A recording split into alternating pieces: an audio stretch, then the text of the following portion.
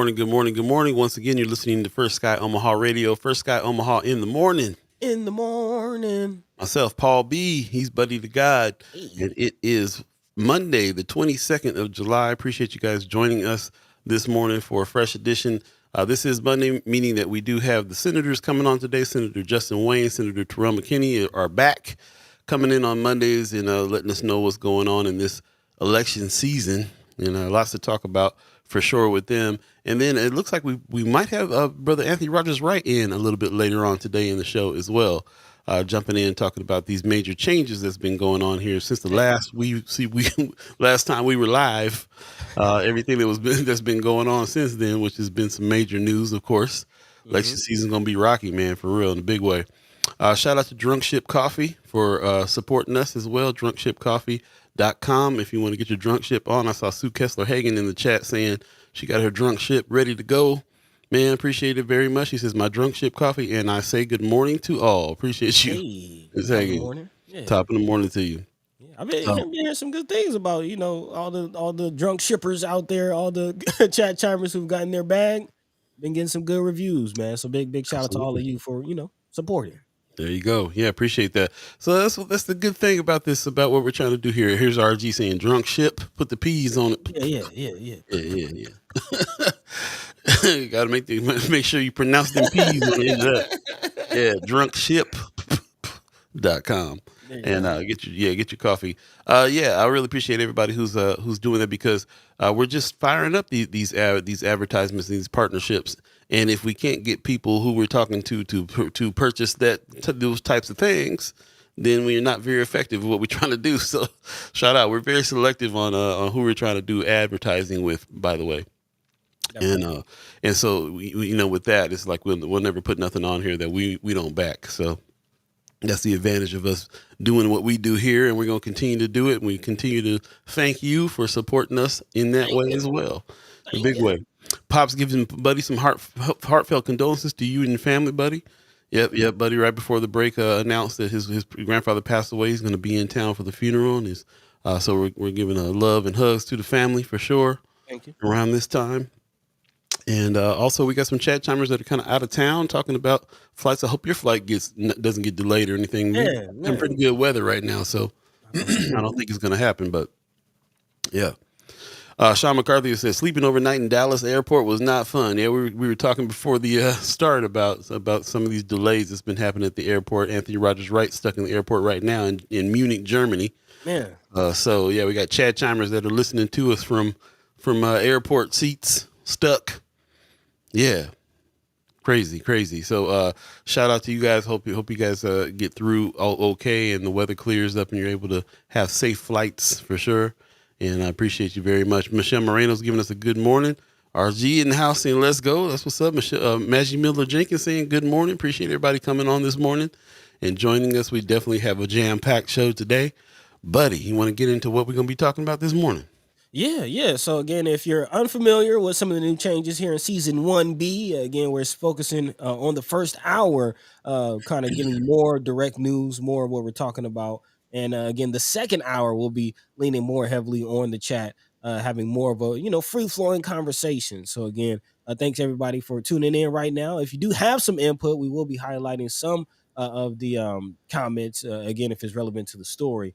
But again, the second hour where we will be having more conversation. And I want to start out with some local shout outs, and again, some local news, some haps happening over the weekend. Big shout out to, again, the local hometown champion, Bud Crawford, just had the send off over at the now famous B&B boxing gym right in the heart of North Omaha. Again, he's prepared to have another title bout in LA. So big shout out to the community showing up and showing out and supporting our champion as he gets ready for his next fight. Definitely looking forward to that. Big shout out to Bud Crawford.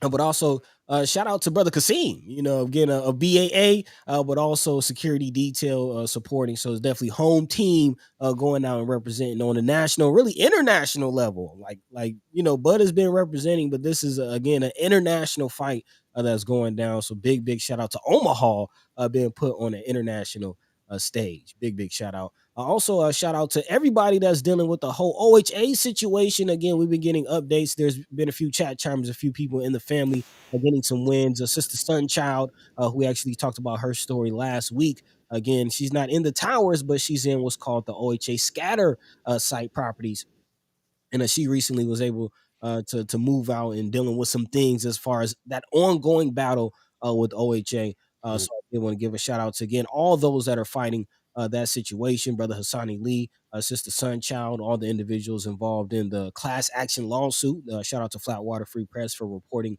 on that situation, and a shout out to all of you chat chimers out there. I'm gonna just shameless plug really quickly who have supported the campaign that we have going on, the Fight the Towers campaign, and also the First Sky shirts. Actually, I got mine on.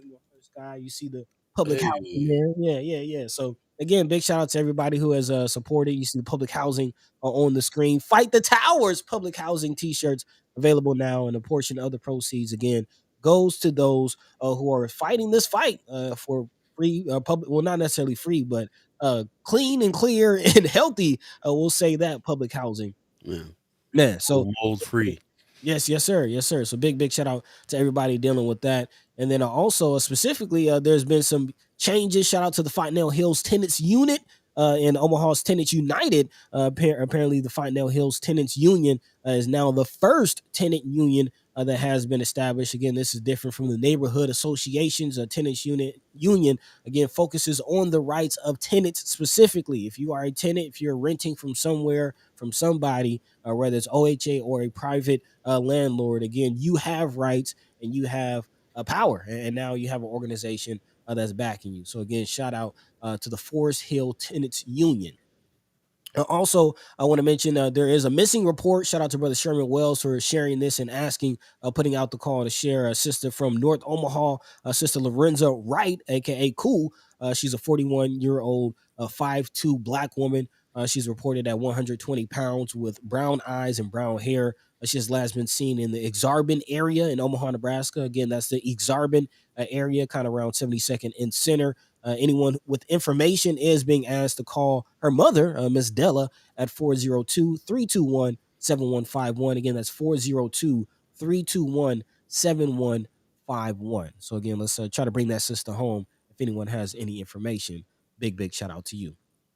Also, later on, we'll be talking about this HUD situation. Again, HUD has announced a $40 million grant that will be going out to those who are dealing with low income, again, tenants and legal assistance for those dealing with evictions. Again, either you're facing eviction or have been evicted. There's about a $40 million grant that is available nationally for those dealing with this situation. The deadline to submit an application is August 20th. For more information about how to submit an application, you can visit HUD funding opportunities at grants.gov. Again, that's the HUD funding opportunities at grants.gov. This is called the Eviction Protection Grant Program. So if anyone is interested, definitely check that out. Also in headlines, this coming out of Flatwater Free Press, big news story. We'll be talking about this later on in the show. Again, Omaha's kid jail, as we're calling it, the youth center that was recently built, again, still empty.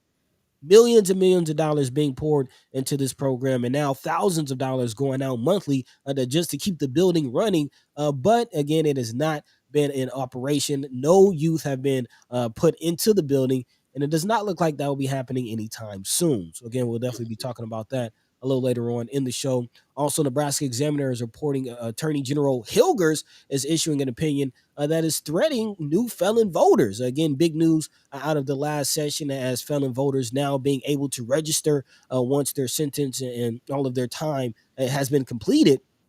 However, Attorney General Mike Hilgers has weighed an option, or excuse me, an opinion later or earlier this week, and it's not looking good for those who are preparing to vote, especially after serving time. So we'll definitely be talking about that. And then also, overflow crowd turns out for lawmaker-led Omaha event. This coming out of Nebraska Examiner, as well as the senators are pushing to get more public input, more public opinion on what's going on with the special session. As Paul mentioned earlier, we will be having Senators Justin Wayne and Terrell McKinney put some respect on their names coming in later on. So we'll definitely look forward to more information from them. But in the meantime, between time, those are our topics for the day. Paul B, what say you? Yo, man, yeah, just appreciate all all the things that's going on. Like I said, there's much more going on than that, but there's a lot. Yeah. And I appreciate us, you buddy, especially keeping up with what's going on here, so we can make sure that we get it out. Shout out to Bud Crawford and brother Kasim, like you were Man. saying earlier. Yeah, they really are putting Omaha on the national stage in a big way. So shout out to them. And this is one of the Paul brothers. I can't remember which one now. It came out with Bud for the celebration the other day. Let us know if you went out to that. Yeah. Love to hear if you came out.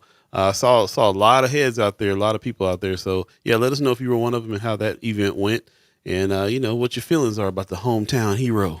Man, and also just side note, I've been getting back into wrestling, man. I went back and watched some old wrestling videos. I saw Bud out there at the WWE handing I out did too. chairs. Handing out a chair like this. I need this. Man, so yeah, Yeah, shout out to Bud, man, living his best life, putting the city on, making the city proud, man. Shout out. yeah, I love it. I love it. That's what's up. All right. Appreciate you coming on through. Thank you again. Thank you very much for getting with us this morning, getting up early. Tell a friend, tell a friend. Let everybody know that we're having these discussions. We want to bring as many voices in as we can, and we're going to jump into it. Get your questions ready for the senators when they come on a little later on in the show as well. And meantime, between time, we're going to go ahead and jump into it. Yeah, man. Yeah, man. Again, continue the conversation as you have hopefully grown to learn here on First Guy Omaha. We don't just deliver the news and then move on to the thing. This is an ongoing conversation. We try to get in-depth knowledge, get an in-depth understanding of what's going on, and stay on top of things as they come down the pipe. So, again, I want to jump into this housing conversation that we've been having here on the show. Again, as I mentioned, big shout out, a lot of changes, a lot of victories to all of the tenants who have been struggling to stand on business, as the youth are saying nowadays, again, to uphold their rights and to not go away quietly. So again, big shout out to brother Hassani Lee, big shout out to all the individuals dealing with the class action lawsuit. And now I guess shout out to HUD for stepping up in some way, yeah, we'll say some way. This Mm. coming down from the federal area. So again, Nebraska HUD, I'm not sure what's going on with the district, but federally, nationally, there are some opportunities coming down in the form of the Eviction Protection Grant Program. Again, this is the first of its kind federal program designed to stabilize housing and prevent housing evictions through legal assistance. HUD funded 21 grantees serving tenants across 19 states with $40 million during the first phase. Now, that happened actually in 2021 and 2022, and current grantees as well as new applicants will be considered for awards with this new round of funding. So if you are someone who did receive funds through this program when it initially launched in 2021, you are also eligible for this next round. Again, this is coming after President Biden and Vice President Harris say they believe everyone deserves to live in a safe and affordable home.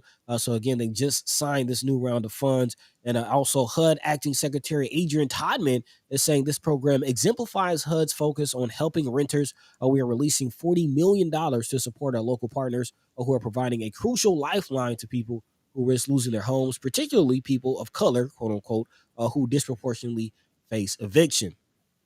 As of March 2024, this program has helped over 35,000 households avoid eviction. According to the press release, HUD funding has helped these organizations rapidly improve and scale up their services and respond to emerging tenant needs. So, the goal of the program is to increase housing stability through prevention, justice, diversion, and relief.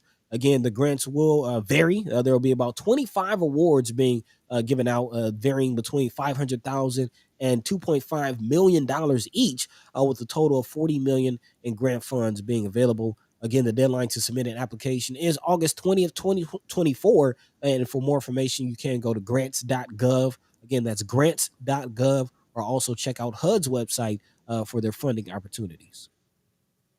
Mm-hmm. So there you go. Any thoughts on that? I have some thoughts really quickly, but Paul, what say you? I mean, step in the right direction, I guess, is something. Like you said, it's there can be more help, but it sounds like they're thinking about it. And also don't really know what that means for us regionally, but we'll find out.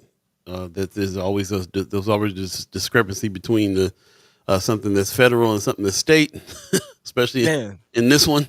So yeah, a lot more questions, but it's good information to find out that there's something out there. I don't know how fast anybody's going to be able to get at it before August, which is in 8 days.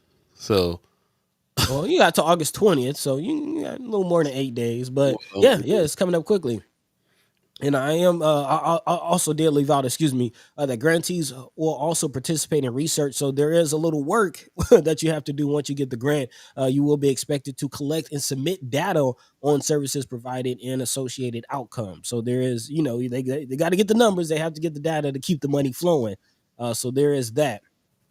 But I had an issue with the overtones of it, of this whole press release, and the timing of it. Of course, we'll get into later on what's going on with Biden and Harris, but it just feels like doing enough for the black folks to get the vote. That's because it's a whole overtone of this whole press release. It says each year 7.6. It leans all the way into the impact of those black households have on or how black households are affected by eviction. It says each year 7.6 million tenants face the threat of eviction. Black households, especially women and children, are more likely to experience the lasting harms of eviction. Research shows that evictions contribute to increase in homelessness, unemployment, and hospital use. And the rippling harms of eviction reach beyond affected households, destabilizing, straining neighborhood schools. We all know the kind of downward spiral that eviction can send someone on. But just the whole tone of this is like we've helped this many black people with this program, and the Biden administration is doing this for black folk, and we're helping you just enough to get your vote. But don't seem like it's enough because again, we'll be getting into it, but a lot of people are still disenfranchised with the Biden administration and Democrats in general. So yeah. yeah. I mean, that's always the tone. I hate to say it, but I kind of, I'm kind of used to it already. Like it seems to be always the tone. I shouldn't be used to it, but yeah, I definitely hear what you're saying when you say it. I'm like, well, yeah, that's kind of that's how they always are talking about it. You know what I'm saying? Which is Yeah. which is messed up. But and then and that's been like Biden's kind of whole deal too. Is like I'm here. I'm the only one here for black folks. So Yeah, I mean, he said it. If you don't vote for me, you ain't black. we ain't even He black. said it. Yeah. So the pandering continues. Again, we'll get into that a little later on. But in the meantime, between time, drop into the chat. Let us know what you think. But let's go ahead and jump into a quick break, smell the coffee beans. And when we come back, we'll jump into this next story. I want to refresh the palette a little bit because this is going to be a heavy one, talking about the juvenile justice system. Still talking about housing, but in a different way. Again, where are they housing our youth? We'll talk about it. All right. Stay tuned. We'll be right back. You're listening to First Guy Omaha Radio. First Guy Omaha in the morning. In the morning. My name is Paul B. He's buddy to Gawd. All of you are chat chimers, ghost listeners. Anthony Rogers Wright says if he actually had enough black support to win, he would not have needed to drop out. Things to make you go, Drops the mic. We'll be right back, y'all.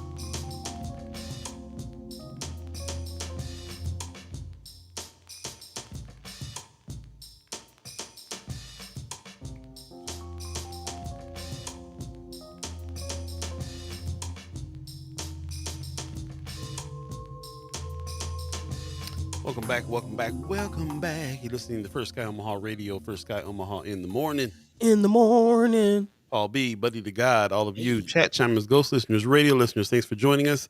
It is Monday, July 22nd, if you're keeping track of that type of thing. On Mondays, we are bringing the senators back. The senators will be back on a little later on in the show. That's Senator Terrell McKinney and Senator Justin Wayne. Put some respect on their names. Thanks for joining us again. And then a little later on, we might have our brother Anthony Rogers Wright on to talk a little bit more about what's going on here, and there is a lot going on. So Yeah. this is an attempt to catch you up on some things for sure. And then, and also, we look forward to your comments. So, go ahead and comment in the chat. Let us know what you're thinking and feeling about some of these things. We'll have more of extensive conversation in the second hour, but we also would love to hear what you got to say here as well.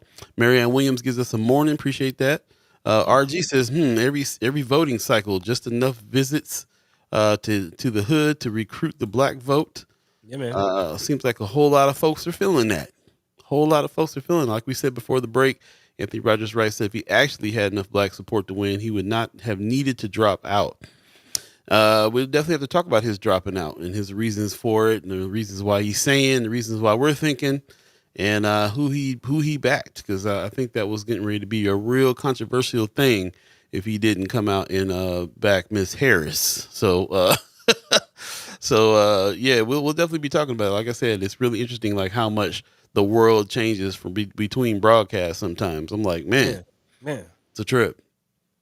It's a real trip. Big time, big time. Yep. Moving on. Thanks for joining us. And what we got next on the agenda, buddy? Yeah, man. I want to dive into moving from public housing to a different type of housing. Again, talking about how our youth are housed in detention centers, and more specifically, the kids' jail that has been very controversial since really even before it was built. Again, years before it was built, the public was giving their input, and a lot of controversy around this. A lot of people did not want it, and now a lot of people being able to tell you, "I told you so." Again, years after this building has been completed, again, it has been reported and kind of promoted as a state of the art building, but all that is for naught if the children never get in it. And one of the biggest issues from the start, as Flatwater Free Press reports, is the size of it. Hmm. Again, detained children remain in the 27-year-old Douglas County Youth Center, aka the DCYC Center, which is currently located on 42nd and Center, around the Midtown Omaha facility that critics say is built more like an adult jail than a therapeutic environment for kids, which is, again, what this new facility was supposed to be addressing. However, according to Bellevue activist Nicole Leclerc, the money has been spent. No child nor family has been helped in this trying time to have built that building. It's unfathomable what they've done, or really what they have not done. Again, no youth have ever been again enrolled or put into this building. Has not been used for its intended purpose, and does not look like it will be used for that purpose anytime soon. Of course, proponents of the project, Chris Rogers, who we actually spoke to back in the Mind and Soul days when they were pushing the whole idea and promoting this project, he says the building can still be used for its intended purpose if the number of kids in detention falls. However, that lies the issue. Again, juvenile justice advocates who supported the new building say political gridlock and personal beefs inside county government have kept leaders from doing what's best for the children and their families. However, some board members, like Marianne Borgeson, who's a 30-year veteran of Douglas County Board, can recall few public debates more contentious than the one over the Juvenile Detention Center.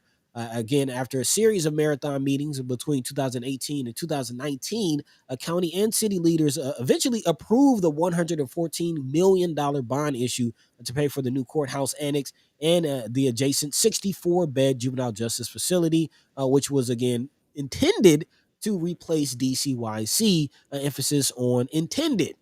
Again, the move came with a modest property tax increase to cover the project's debt. Of course, project backers, including Susan Buffett-led Sherwood Foundation, hoped the smaller facility would nudge the local juvenile justice system toward alternative programs that allow kids to live in their communities.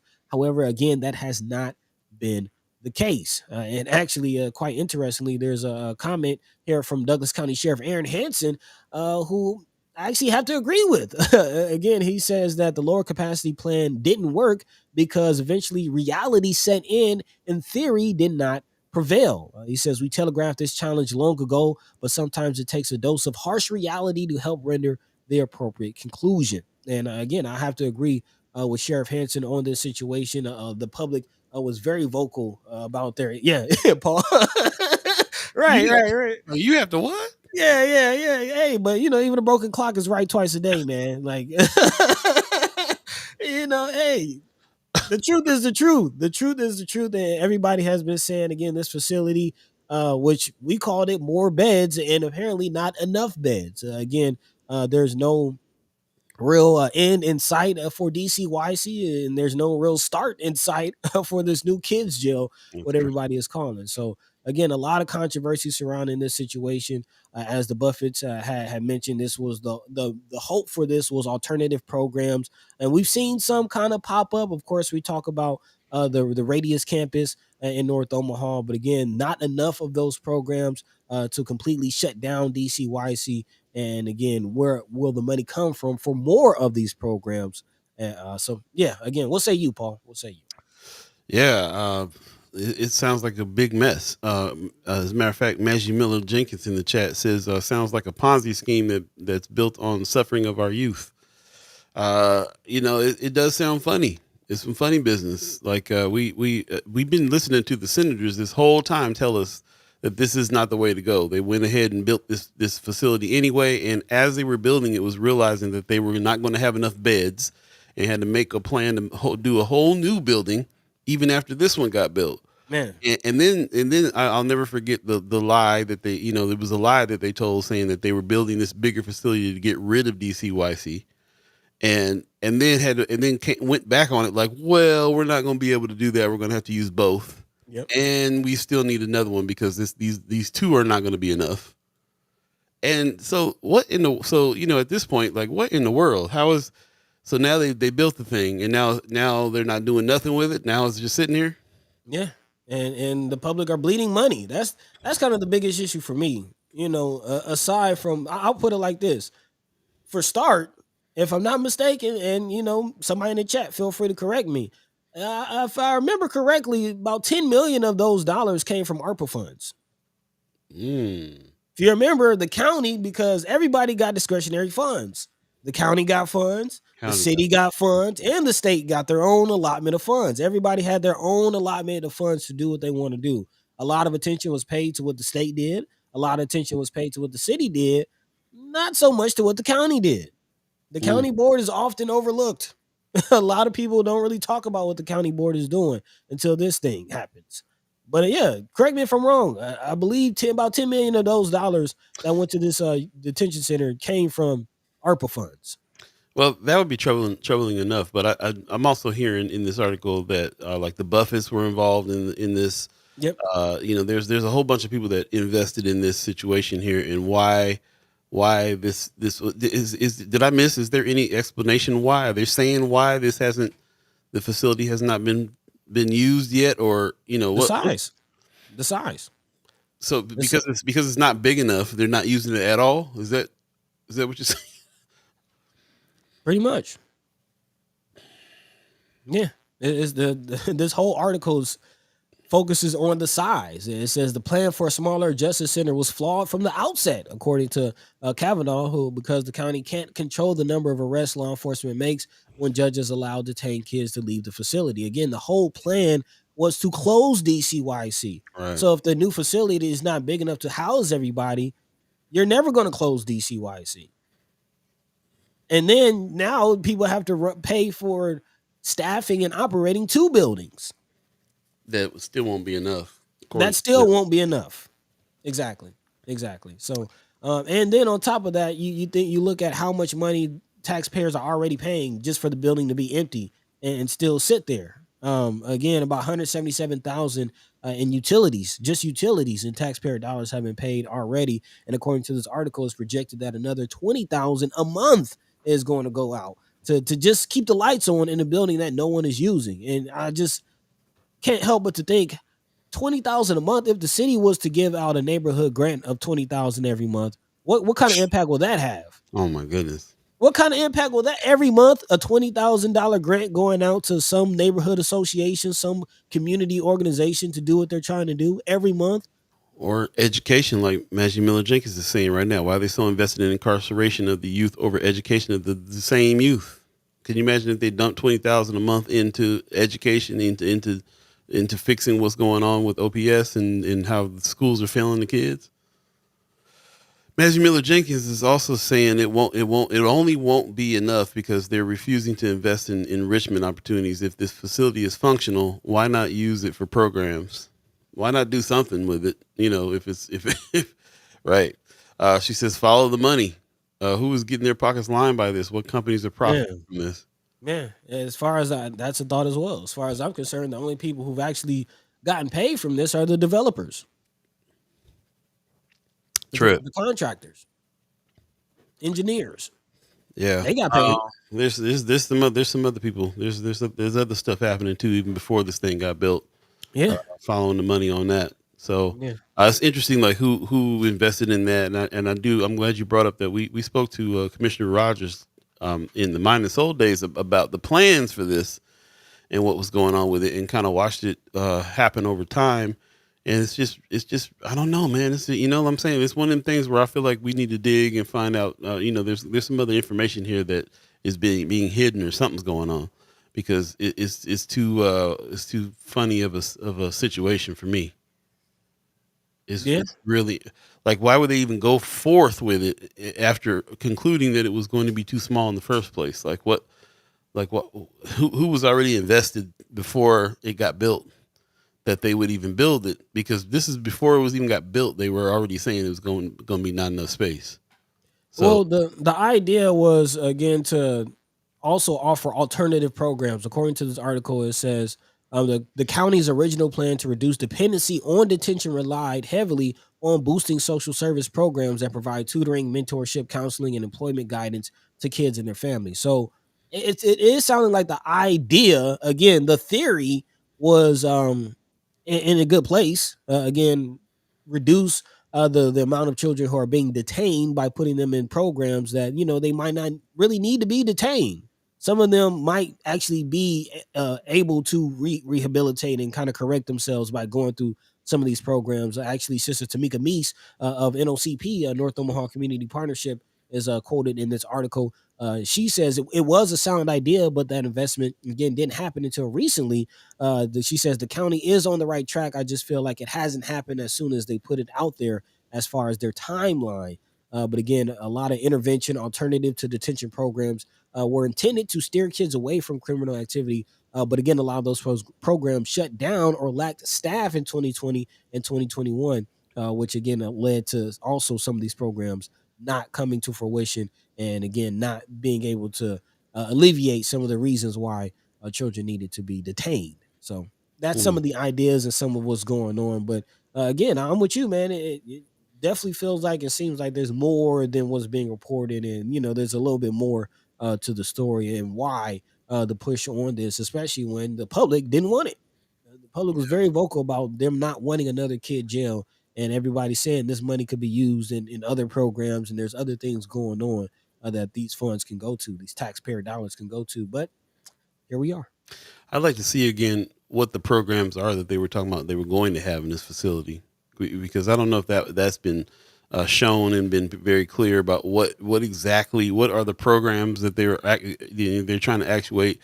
This whole time we've been feeling like it's nothing but a detention center. It's all about the beds. It's all about jailing the kids. If and their side of the argument is there's always these programs. It's the whole reason why we're doing this, so they can make it so that they don't go to jail and so on. Well, what are the programs, and I'd like to learn more and hear about those, because right now, if it's not being used the way it's supposed to be used, and we can say, well, why don't you use it for programs? Well, what are the programs they were planning on using?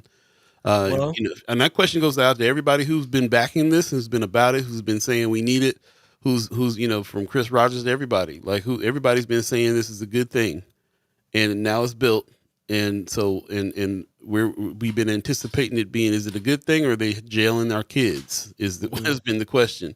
man, Give me the good side of it then. Let me know what the programs are then. I mean, it definitely seems like it's more of the latter, as you're saying. People just being housed and detained. But again, tutoring programs, mentorship programs, counseling programs. So programs like Sister Tamika Meese and what she's doing with NOCP, North Omaha Community Partnership. Again, going into the homes, actually working with families, making sure families have the resources that they need. So Yes. programs like that. Also, there's this home program, which is the home on monitoring equipment. So basically putting youth on house arrest, which, again, it's house arrest, but it's being viewed as a better option than, detainment, because they're in the home. They're being monitored. They're around family, hopefully around resources that can steer them in the right direction and not in detention. So again, that's another avenue that they were looking at to alleviate some of the people that were behind bars, that can justify the smaller building. But again, it didn't play out that way. Mm-hmm. Why? Not sure. That's a good question. Magic Miller Jenkins is also bringing up another point that I'm kind of thinking of too. Is kind of like floating around in my subconscious because of all the stuff that we've been what we've been working with, trying to work with DED to to receive funds and do all this stuff. And she's kind of saying, how do small businesses have to submit an iron tight business plan, but multi-million-dollar projects like this are allowed to be a money pit on the taxpayers, just sitting around not being used? For real, like, can you imagine with all the things that you've witnessed just us, First Sky Omaha, trying to. Yeah. I mean, they're going through stuff with a fine tooth comb, bro. What's your mama? What's your mama's maiden name? Where's your daddy born at? What, you know what I'm Yeah. saying? Well, how many moles you got on your body? That they fine tooth comb everything, bro. And then stuff like this happens, and it's just they're just sitting there eating up. What'd you say? $20,000, $200,000 a month, or how much was it? 20,000 a twenty month. thousand a month. Yeah, just to keep the lights on, just to. Yeah, that's the salty taste right there. Like, we looking at the facts and what's going on, and we're talking about follow the money and so on and so forth. But that little like tinge of, man, this something stinks, comes from that part of it. Like, what? How is that much money involved in a situation, and that much, and those many investors, for it to like sit there like as if the money is not moving in the way that the money's supposed to be moving. So it's a trip. Yeah, man. Yeah. Again, just you can't help but to imagine where else could the money be better spent. I like what she's saying as well. It could be better spent in even in that space. It could be a hub of community growth, but that's not making money for the rich. So There you go. There you go. So 7:38 right now. If you believe in the concept of time, we appreciate you guys hanging with us this first hour of First Sky Omaha in the morning. Stay tuned because we have Senator Justin Wayne, Senator Terrell McKinney coming on in a little later on in the show. And then later in the show, we'll have Brother Anthony Rogers Wright to come through. Anything on your hearts and minds, of course, drop it in the chat. You can also always drop it in Friends of First Sky Omaha, which is kind of where we get all the topics that we're going to be talking about. Thanks to you, the people that are contributing there. We're all on the same page on a lot of the things that we are all looking at and worried about. So we kind of it's kind of we go to the Friends of First Sky Omaha page and yep, that's what we're looking at this weekend for sure. man. So yeah, we appreciate everybody who's on that and wants to discuss it and figure out some ways to get busy on taking take some action on some things that we finally get to understand. So appreciate you being a part of that. Mama God in the chat says, "Good morning, First Sky fam." Appreciate you, Mama God. Hey, my dukes. Right on, right on. So you want to move on along here before we get to the next break? What's the Yeah, next yeah. topic we got going on here? Yeah, again, going from youth into youth felons and youth inmates to adult felons, and Mm. again, a big news story coming out of Nebraska Examiner. Attorney General Mike Hilgers issues an opinion that threatens the new felon voting registrations in Nebraska. Again, just months ahead of the presidential and really not just presidential but local elections as well. A very pivotal point in democracy. It seems like coming up in November, and again, a huge portion of Nebraskans will be able to have a voice unless Attorney General Mike Hilgers gets his way. Again, Attorney General Hilgers weighed in Wednesday, arguing the legislature unconstitutionally infringed on the executive branch's exclusive authority to restore civil rights.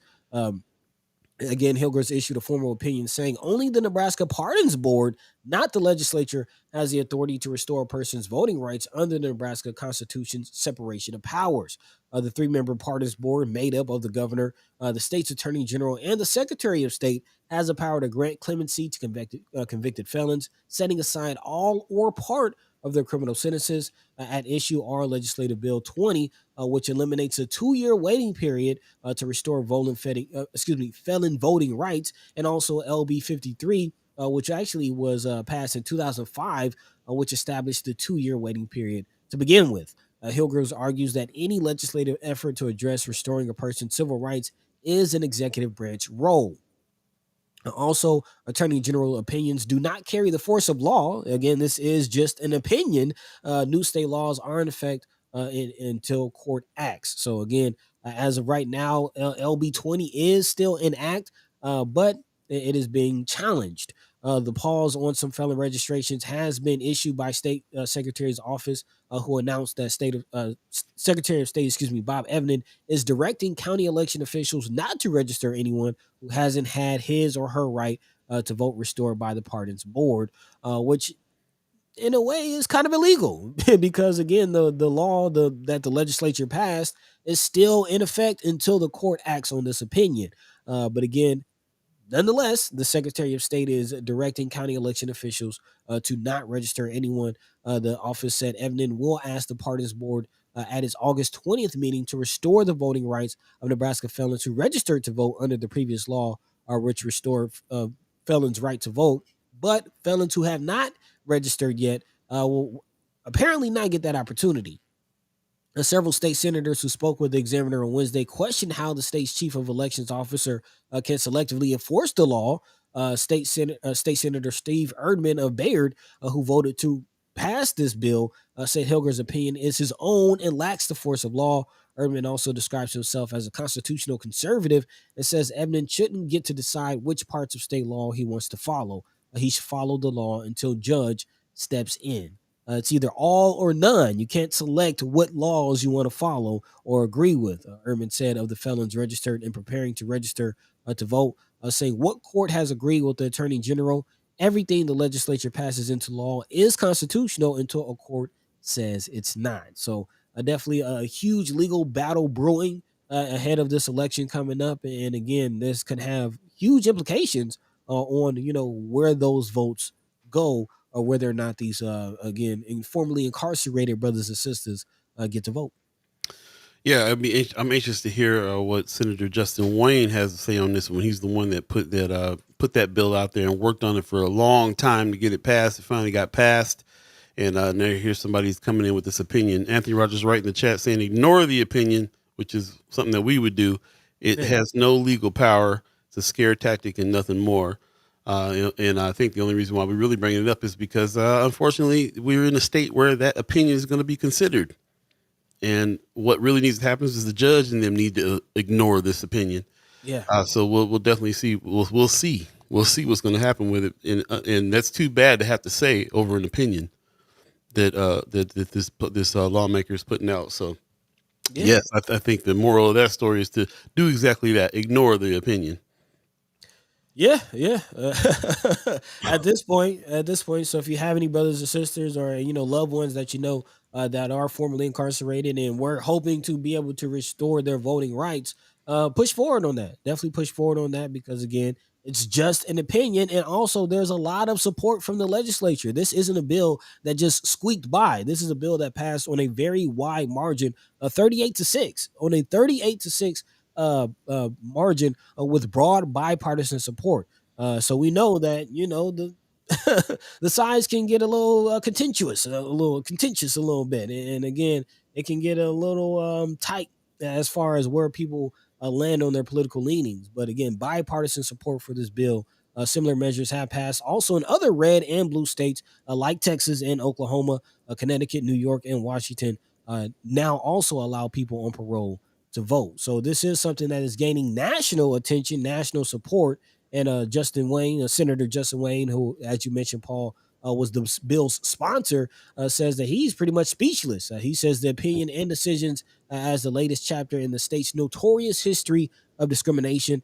He also said he believes that the Nebraska Supreme Court will uphold the bill and that Hilger's opinion is not the best, or he says Hilger's is not the best arbiter of whether such law is constitutional or not. He says at the end of the day, if any elected official can decide not to follow the law, that's a problem. I'm kind of speechless about it, which is kind of the big thing from the situation that we have elected officials basically saying, yeah, this is the law, but don't follow that. Don't follow this law, pressuring election officials to not follow the law. It's kind of feeling like 2020 again. Yeah, big time. Like I say, very anxious to hear what Brother Wayne has to say on that in a big way. Yep. I appreciate everybody's comments on this one, and definitely something to keep an eye out. And like I said, when Senator Justin Wayne comes on, we can ask him more about it. But the only reason why it's on my radar is because we live in a state where it's going to be that it might make some kind of a difference. That's where I go with it. And there's not to say that there might be some repercussions for him not following the law. But it's definitely something. It's almost like one of them things like you hope something's not going to happen, but it is definitely within the realm of possibility that Oh yeah. in this state that that something could be changed around, upheld, or somebody can get away with something like not following the law and nothing happened. One of them fourth estate things, man. Keep your eye on it. Make sure Yeah. that everybody acts like they're supposed to be acting on it. So As Senator Wayne says, the notorious history of the state's discrimination. So, yeah, definitely. And to your point about the impact that this will have, more than 7,000 Nebraskans stand ready to have their voting rights restored. And with some of the close races that we've seen as of recently, think of Sister Ashley Spivey's race and, some of the other races that were literally 10, 20 votes apart. 7,000 voters can definitely make a difference. So, mm. yes, we will definitely keep our eyes on this situation and look forward with the legislature and what happens in this special session. And if this will become an issue coming up in the special session, which the senators are preparing for as well. So we'll be talking about that coming up next. There you go. We're going to take a quick break and come back and jump into a little bit more discussion. Stay tuned. The senators will be on shortly, and Anthony Rogers Wright a little bit later on in the show as well. Lots to talk about today, so stay tuned. You're listening to First Sky Omaha Radio, First Sky Omaha in the morning. In the morning. All beat, buddy the Hey, guy. God. Stay tuned. We suffer political oppression, economic exploitation, and social degradation. Today it's time to stop singing and start swinging.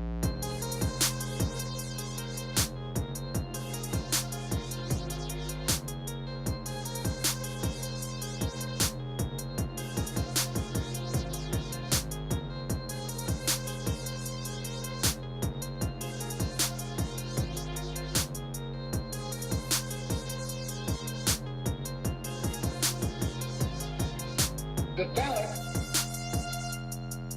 or the bullet. The ballot or the bullet. The ballot or the bullet. The ballot or the bullet. Welcome back. You're listening to First Sky Omaha Radio, First Sky Omaha in the morning. In the morning. All be, buddy the guy. We say it all the time so you won't forget. Tell a friend. Spread the word. Yeah, let them come on in. We want to get as many voices in as we can, have a nice discussion about all the issues, all the things that's going on. First and foremost, in our area, but also how it's tied to the national discussion, which everything is right now, especially in this election season in a big, big way.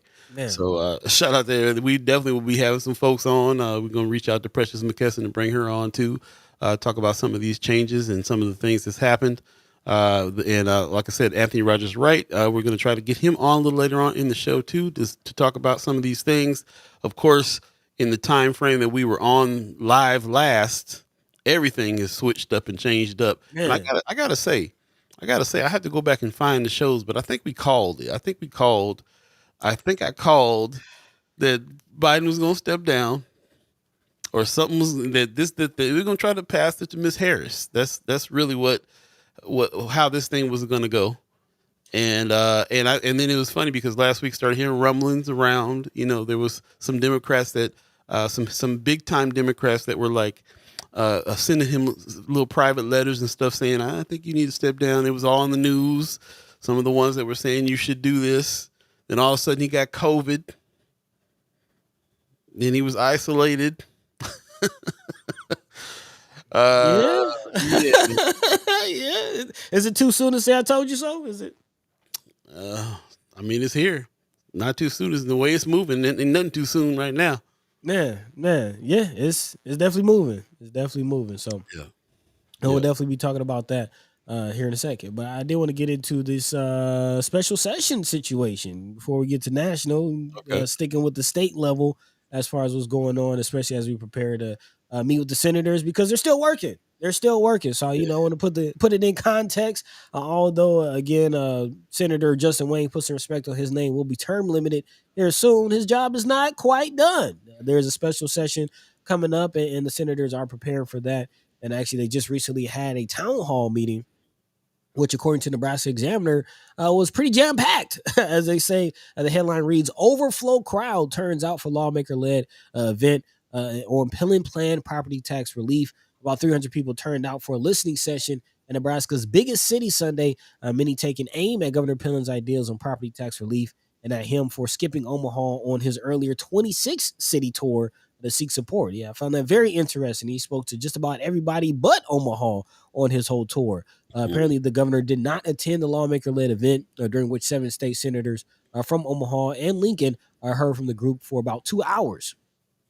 Some of those gathered at the University of Omaha Alumni Center spilled into the hallway. One of the speakers, Marcia Anderson, roused applause when she suggested sarcastically that maybe Eastern Nebraska should secede from the state.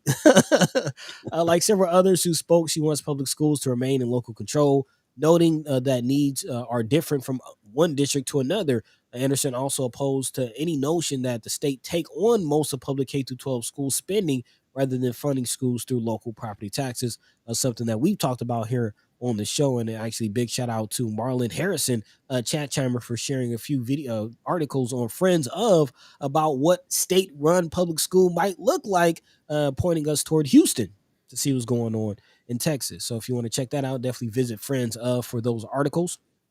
But here in Nebraska, again, according to Miss Marcia Anderson, our governor cares not for the eastern part of the state. So why would we give him control of our schools? To be sure, again, a common refrain among those who spoke aligned with Pillen's premise that property taxes have been rising, at times pushing people out of their homes, and that the state needed to pursue ways to lift that burden. That is something that, again, both sides of this issue are agreeing on. Property taxes do need to be addressed, but how is the issue? Again, several people offer ways to generate additional revenue, including legalizing and taxing marijuana, something that Nebraska voters have actually shown support for over the years. Also, cutting government waste, kind of like kid jails that aren't being used, and also reviewing the state income tax and public incentives such as tax increment financing, which we've definitely been talking about here on the show over the years, as Tiff Alley has bloomed and blossomed and continues to grow. Again, others suggested looking at ways to reduce the burden for certain vulnerable populations, such as seniors, via the homestead exemption as well. So, again, a lot of other opportunities, a lot of other ideas are being presented. And this is all coming from the public. So big shout out again to the senators who are again giving the public an opportunity to speak. Something that we're seeing is becoming fewer and far between.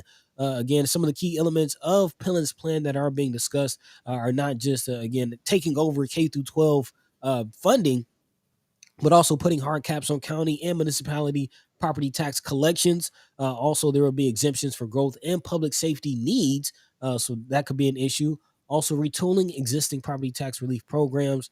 A spokesperson for the governor said there would be no cuts to existing homestead exemptions. So I actually have a few family members who are benefiting from homestead acts and things like that, and GI bills and things like that. And all of that could be in jeopardy through Pillen's plan.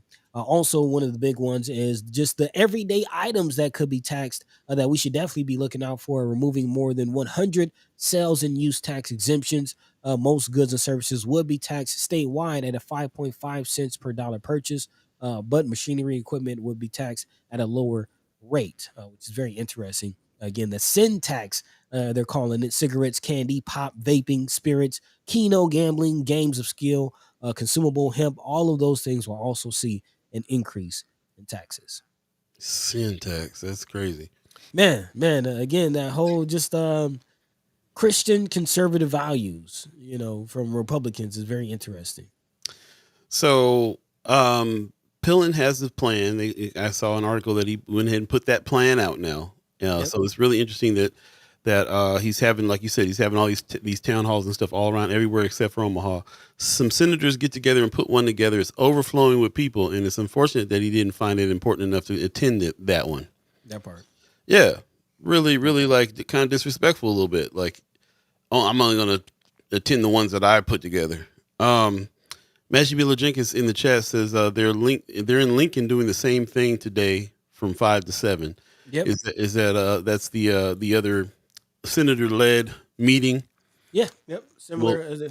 A similar meeting that's happening at the Wick Alumni Center. That's a University of Nebraska Lincoln Wick Alumni Center, and it's actually from 5 to 8. So 5 to 8 today at the Wick Alumni Center in Lincoln.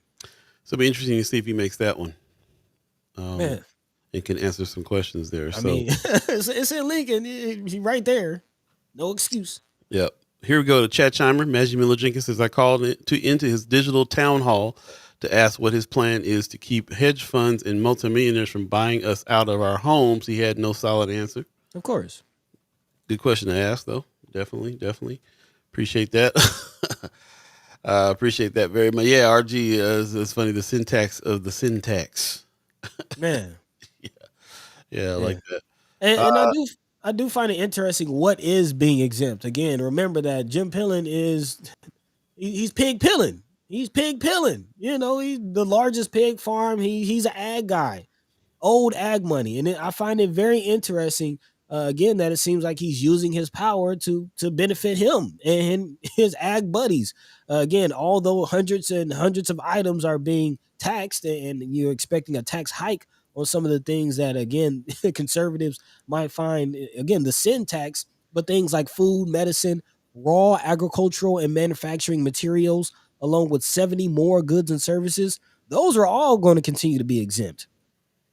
Furthermore, machinery and equipment will be taxed at a much lower rate, actually to be negotiated with personal property taxes on those items being completely removed. So who is he really helping? And wait a minute, if you're trying to raise money by raising some taxes on some stuff in order to do a thing, where is lowering taxes on other stuff even fit in that plan? That's just like tagging some extra stuff on that you want to tag on to benefit. Like, and it, you know, it's almost like he has some ag buddies like, look, man, I'm tired of paying taxes on this tractor.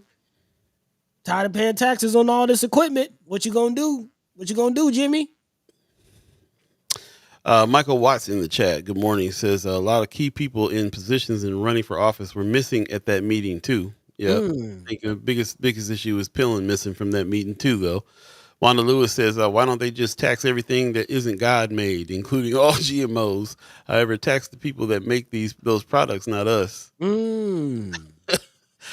Interesting perspectives there. Makes sense though. I can understand how people are feeling about that in a big way. Yeah. It's a trip. Jim Tim, yeah, Black Dynamite, Jim Tim need to go down there and say Jim Tim need to go down. Look here, Pillen. Tell Pillen he illin', man. You Pillen, you illin'. Yeah, so if you're in the Lincoln area, definitely this is your opportunity to speak up as well. Again, 5 to 8 p.m. at the Wick Alumni Center in Lincoln. Yep. Love to hear if you guys, anybody in the chat goes and checks that out. I'm really anxious to see if you know, like I said, to me, it's a really bad look to not show up to the town halls that are happening organically that way that other people are trying to put together to get some questions answered. But, you know, I guess if you can avoid the responsibility of having to answer the questions, then why not do that? If you think you're doing enough already with your town halls and stuff, I'm just speculating on his frame of mind on that one, but I think that if I was governor, then I would absolutely have to show up to where the people decide they need to talk and get some answers. So we'll see. He definitely feels like she's going tonight. Appreciate that very much. Can't wait to hear back from you about how it went down. Yeah, and tell us if Pillen's there. But yeah, I doubt he'll be there. Like you said, I feel like he did enough. 26 cities he's already hit, cities and towns throughout the state. I mean, just not the biggest ones. Just not the biggest one. We'll take a quick break. It is 8:00 right now. If you believe in the concept of time, we're now in the second hour of First Sky Omaha in the morning. We got the stepped on the line. See what's happening. We're struggling today, y'all. A little bit. It's a struggle Monday. I went to bed at 10 o'clock last night and did not get one wink, not even a wink. Man, Just went ahead and got on up at 5 and like, okay, well, let's get the show on the road. make it Then happen. stay tuned. We'll come right back. We got Senator Terrell McKinney waiting in the wings. Can't wait to Hey. speak to him. You're listening to First Guy Omaha Radio, First Guy Omaha in the morning. In the morning. Paul Beeee, buddy the guy. Stay tuned. We'll be right back, y'all.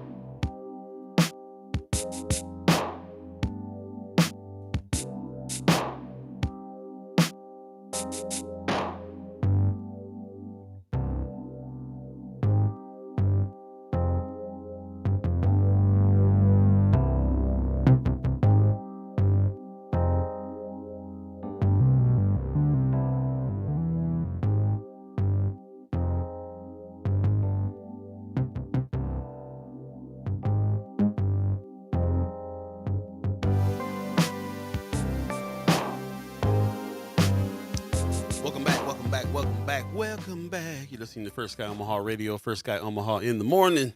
In the morning. Very tired Paul B. Man. Very snotty attitude, buddy to God. Kids be dirty. Hashtag kids be dirty. And ladies and gentlemen, without further ado, we got Senator Terrell McKinney in the house back on a Monday. What's happening, bro? Not much. How y'all doing? Good, man. Good to see you. We making it through, bro. We making it through, man. How you doing, brother? I'm doing good, man. Just happy to be, living alive and, able to keep the fight. So Yes, I'm sir. good. Yes, sir. Yes, sir. How's the campaign trail treating you? It's been good, man. I had my kickoff last week. It was a great turnout. It's been cool. It's been cool so far. Man, shout out to Culture House for holding such important events as that, man. That's what's up. Man. The house of the culture, but yeah, beautiful. Been seeing the campaign going strong. But even in the midst of the campaign trail, you still have work as a senator to do. So, been seeing you busy on that front as well. And, let's go ahead and kick off and jump right into it. Again, kind of talked about the special session meeting that you just had with the public. And again, will you be at the one at Lincoln today as well? Yeah, I'll be at the one in Lincoln too. Okay, so can you kind of speak to, the background, how this came about, and what are your thoughts about, why this came together? Honestly, it came together because Governor Pillen decided not to have a town hall in Omaha or Lincoln, but he put out this plan like he toured the state, but he didn't tour the state because he intentionally avoided Omaha and Lincoln because he knew he was going to face pushback. So Senator Michaela Cavanaugh put us all on a thread and was like, hey, let's do a town hall before a special session. And a lot of us was like, yeah, let's just do it. So that's how it happened. Okay. So it just came together real organically, it sounds like. Yep. And so what is the feeling about the special session? Of course, the property tax plan is central to this whole thing. After speaking and hearing from the public, what's the pulse? What's the culture feeling? I mean, the people yesterday were just honestly overwhelmingly against the governor's plan for property tax relief. The people think we should take more time, take it into another year, and actually go through a longer session. Don't fast track this type of legislation because you're dealing with so much, and trying to do it in a week or 2 weeks is just unheard of, and it's going to have too many unintended consequences, especially on working people and people who don't make a lot of money, or even if they do make a lot of money, they're not rich, and his plan benefits the rich, and that's the issue. That's the thing that kind of floats around in my head about that too, is that all these things that are being taxed, they're taxing everybody. All these people that are renting already paying rents to the people that own these properties and having to pay taxes so that their property taxes are lower. And I don't think that the landlords are going to be lowering the rents for these people now that they're, if they get a relief on their property taxes. You know what I'm saying? It's not like it's going to go down for them. So it's pretty unfortunate to me, the way that this thing is laid out. While we're at it, we're going to go ahead and bring in also Senator Justin Wayne, who's waiting in the wings too. We're going to bring him in as well, ladies and gentlemen. Brother Wayne, what's going on, man? Not a whole lot. How y'all doing? Welcome back, All is brother. well. Appreciate you Yeah, coming welcome through. back. Good to see you, brother. Man, I'm just glad to be up and doing stuff. Yeah, and that's kind of where my head is, man. Just when you think you'd be able to get up out of here and smooth, sail smooth out, you got the special session, man. How you feeling? Where's your head at in this whole situation? I don't know. I got a proposed plan that I'm working on. I was gonna send over to McKinney today. I was working on over the weekend, getting feedback from what was in the Omaha legislative hearing or listening group. Um, but I don't know. You know, it's like, do I take this session seriously, or do I, and put in a lot of time and effort to make something right, or is it a waste of time? Why would it be a Well, waste of time? Is because We've tried this the last 8 years that I've been down there on property tax relief, and you know, it's something we talk about, but people really don't want to have a real solution to it. What's Kind of the like hang this. up? Well, it's one of those issues that people like to run on, want to talk about, want to act like it's important. But then when you start talking about real solutions, like one of the things I was listening before I got in about, you know, rent and things like that, you know, any type of property tax solution, there needs to be some type of rent control solution, to the point of it ain't going to be passed on to anybody else. But if we're saying government has to have a hard cap, then we got to make sure these businesses aren't raising their rents by 30-40% in a year's time. very true. Yeah. Yeah. I think to play devil's advocate a little bit, it seems like Pillin. So Pillin is coming in actually saying he has a plan. I don't remember in recent years anybody taking this much action on trying to have a plan for it. So he's trying to have a plan, but you feel like the plan is super rushed and not complete, and not comprehensive. Here's the secret. I've introduced this plan he has for the last 7 years. Senator McKinney knows this. I've always tried to increase education funding. I try to reduce local property taxes. I usually do it on a per pupil basis. But this was the plan last year of LB, I think 311, I think was what we got to the floor from the education committee, and it was killed. Now, I think he goes a little too farther than my plan originally. I don't believe in taking over all of local school funding. I think that eliminates local control. But I've always tried to increase it by 40 to 50% at a minimum, to reduce that tax burden. So I'm not buying it yet. There's things that we can do, but at the end of the day, it's going to cost. It is what it is, and we got to figure out how to minimize where that cost get hit. Like, you know, if we're going to do this, we got to have a luxury tax on the table. If you buying certain items that, you know, not the everyday person can buy, you might be taxed a little bit more. We got to have. We do got to talk about sales tax exemptions. I think not every exemption out there is favorable, and so we should have a conversation about that and see what sales tax exemptions we should get rid of. But this blanket, let's get rid of all of them, is hard to say. And so people like to compare us to like South Dakota. Well, how does South Dakota have so much money? Well, they put a sales tax on food, and I just fundamentally don't believe that. So we're not gonna be able to do some of those things. Yeah, food expensive enough. Man, taxing people to eat. Man. Brother McKinney, excuse me, Senator McKinney, put some respect on your name. What is it that you about Pillin's plan that sticks out to you the most? Is the thing that you got the biggest problem with? All of it, but The whole thing, bro. I was reading through it, and some that I just would ask, you know, the chat chimers to tune in about is, when did candy and pop become a sin? Man. I swear they tried to sneak that in, because I was reading and then it was like sin tax, candy and pop. Hold on, did I just read that? But Junk food, sugar, bro. That's, you know. But but my argument is, you know, you eat enough bacon and fat and pigs, you're gonna have some heart problems too. You know what I'm saying? So I mean, look, the bacon and stuff, ain't that a carcinogen now, bro? You know what I'm saying? If you barbecuing wrong and burning your food, it's a problem. So like, we're gonna tax barbecue. I mean, that's what I mean, man. You know. Good old sin tax. The sin tax, that cracked me up, man. That was like such a like you said, fundamental Christian, you know, like what? Yeah, conservative Christian values. No, but my other point, and I said this yesterday at the listening session, if property taxes are such a problem and such an issue, and education funding is such an issue, then why aren't we looking at creative ideas? And not even creative, why aren't we just being like the rest of the world or most of the country and legalizing marijuana and using that to fund property tax relief and education. I don't understand it, because when you just blanketly say no to that means I cannot take you serious because you don't want to solve the problem, like Justin was saying. Like, they just want to talk about it, but if you really want to solve the problem, you would do all you could to try to solve the problem. Yeah. Right. Right. So, like, one of the ideas I have, and I brought the bill last year, was county reimbursements. So most of the people who are sitting in county jails are sitting there for state laws that we passed. They're state crimes. Mm. So the state should pay for it. We should reimburse counties or take them over. I had a novel idea of taking over all the county jails at the state level.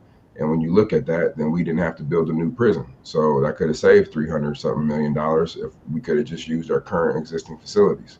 So there's things that we can do, like legalize marijuana. One of the things I am going to bring is expanding gambling. Like, it's stupid that during the College World Series, you had fans leaving the stadium, driving to Carter Lake, getting on their phones, placing bets, and driving back. Like, come on. We should be able to place bets from your phone here in Nebraska. Like, it just doesn't make sense to me. I mean, They they was did just change the gambling laws, right? Go ahead. Yeah. Sports betting. Yeah, but they was just walking across that bridge, stepping on the island. That's true. Just So even under the new constitutional amendment that passed for gambling, it can only happen at the casino. So you have to physically go to their property, and that's just not the way of the world. no, yeah, especially with like Prize Picks and a lot of these other digital sports gambling apps and companies. Yeah, it's a booming thing. It's a booming thing. And if you're going to tax it, then you probably would want more of it. If you're going to put it in the sin tax Yeah. category. Same thing for marijuana. Like consumable hemp is being considered in the sin tax and vaping and things like that. So to Senator Terrell McKinney's point, why not go full? And the voters have shown support for it. So yeah, I don't. Yeah, like Brother McKinney said, if he's not even considering it, it don't sound like don't sound like there's some serious consideration of what can be done. This comment, Marianne Williams is saying, we need a governor who owns candy stores or manufacturing would come off the subtax list ASAP, because she's saying candy and pop are only a sin for some. It depends on your economic status. To me, that's the big point right there. Like you said, if there's a sugar tax, a candy bar tax, and there should be a luxury tax too. It definitely seems like it's pointed to people that are renting, that are not even going to be receiving the benefits of a lower rate. Like most of what's going on in Omaha is renters, and so that's, to me, it's very obvious. It's obvious, yeah. Without even like digging as deep as you guys are looking at this thing and going to special sessions on it. But even from the outside, of people that are not looking at it that closely like us are seeing it feels like it's a real pointed thing. It's a real, Oh yeah. I mean, to that point, and senators let me know, if I'm off base with this, but I'm looking at what's not being taxed, not just, what is being taxed. But according to this Nebraska Examiner article, food, medicine, raw agricultural and mechanical or manufacturing materials, along with 70 more goods and services, will continue to be exempt. Also, machinery and equipment will be taxed at a lower negotiable rate, with personal property taxes on those items removed. And it's not missing upon me that Governor Pillen is in agriculture. So, what are your thoughts about all that? Well, for me, this is the one area that I agree with him on, is that I don't believe in tax on agriculture. And that's just because that's food. At the end of the day, you're taxing food. It's just a way to tax food. But I do think there's things that we can tax. Some of it's the equipment and the machinery, because a lot of the agricultural people got nice trucks, and they call that part of their farming, and they're driving all over the city in it. So I think we got to get down and look into the nitty and gritty on it. But when it comes to ag, I guess I listen to a little bit of that, because I think if you start taxing some of those inputs on agriculture, then they're going to ultimately pass it down back to the consumer, and then we're just really essentially taxing food. Okay. Interesting perspective. I did have another question as far as a special session, specifically for you, Senator Wayne. I know you had some considerations and some apprehensions about going to the session. You said if certain topics weren't addressed in the session, then you weren't going to show up. What's the prospect of those things being addressed? Well, we haven't seen the call, so but as far as I know, I mean, I'm drafting a bill for LB 25, which was vetoed regarding child sexual assault, and I'm gonna try to put that into my punitive damage bill so I can get that bill in. Okay. Mhm. Okay. Which also, I don't know if you had any more questions on the special session, Paul, but I did have Mm-mm. something else I wanted to dive No, go into. ahead. Uh, go ahead, Senator McKinney. You have something? Senator McKinney, you there? He's trying to get together there. Go ahead, buddy. Okay. Okay. But Senator Wayne, I wanted to ask you about LB 20. Again, the opinion from Attorney General Hilgers. I know you were a sponsor of the bill. We were definitely one of the bills that we were celebrating towards the end of the session. Definitely, we're happy about it passing. What are your thoughts about the opinion and whether or not the courts will respond or how they will I respond? think based off of the current Supreme Court case, Spady, we had it's a Supreme Court case that was a couple years ago. I think we stand on good grounds. I have a couple clients who fall into that category. I met with the ACLU on Saturday. I know they're trying to do some things.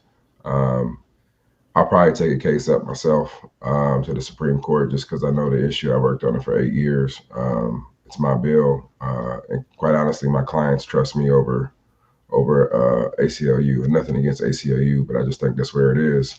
I don't think it's a mistake that it came out 48 hours before people could start registering. I don't think it's a mistake that when you look at CD2 and the importance of CD2 in the national election, that they're trying to eliminate people's right to vote. So I think we got to take the right case. I think there's about 3 different cases, what I've looked at over the weekend, that we can take. 3 different people in 3 different scenarios that I think will get it addressed. Where I'm struggling with is if I want to do it in federal court or state court, and that's just based off of strategy. So I'm figuring that out. Okay. Earlier in the chat, Anthony Rogers Wright says, ignore his opinion. There's nothing to it. The law is still a law right now. And we were mentioning that the only reason why we were bringing it up is because we feel like we're in a state where his opinion probably will get some traction. So here's where we're at. Douglas County is not going to allow individuals to register. I am hearing that there are a couple counties that are going to allow people to register. There's an issue with Hall County, and that's because that's where Grand Island is, and that's because they have a special election the second week of August. So if folks can register, they can register for that election. So there's going to be some cases out there, and we just got to make sure the right case gets to the Supreme Court for a decision. Do you think all of this will be cleared up by November, or do you think this Oh, is it has gonna? to be. The Supreme Court's going to have to take the case. Now, I did draft a constitutional amendment. I don't want to drop it I don't want to drop it this special session. I mean, if the call isn't broad enough not to, then I can't drop it anyway. But I don't believe fundamentally that on August 20th, the Pardons Board is going to grandfather by voting all those in.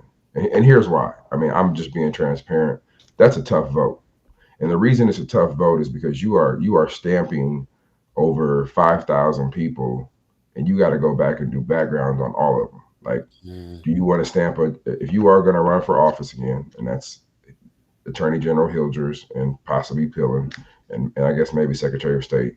But if there's a child molester in that group, if there is a murderer in that group, are you stamping them to say that they can vote? That's different than passing a law and just saying, hey, going forward, we recognize that. Now you're actually looking at individual cases and stamping. That is, I think on that, you're not going to see a 3-0 vote, not even a 2-1 vote. I think it's going to go down. And so I think it's just, to me, just more false hope that people are saying, well, hey, let's just wait till August 20th and see how it plays out. But that's just eating up more clock, in my opinion. Man.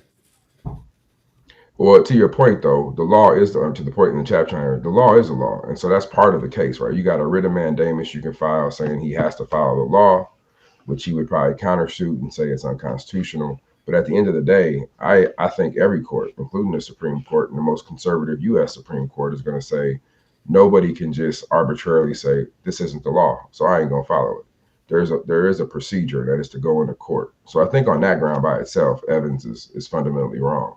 Whether it's constitutional or not, that's always been argued the last 8 years that I've been down there. So we'll have to see.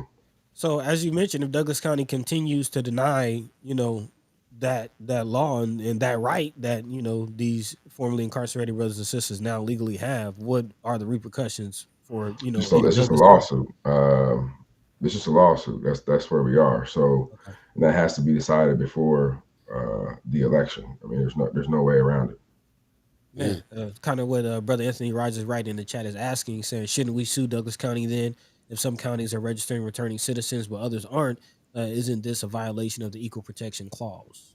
So the U.S. Supreme Court in 1974, I think it's called Ramsey or Reynes, one of them begins with an R, said it's not a violation of the Supreme Court in order for them to do that. There's other cases out there now. Thurgood Marshall and three other U.S. Supreme Court justices dissented and said it was. So right now, the law of the land that is not a violation of equal protection.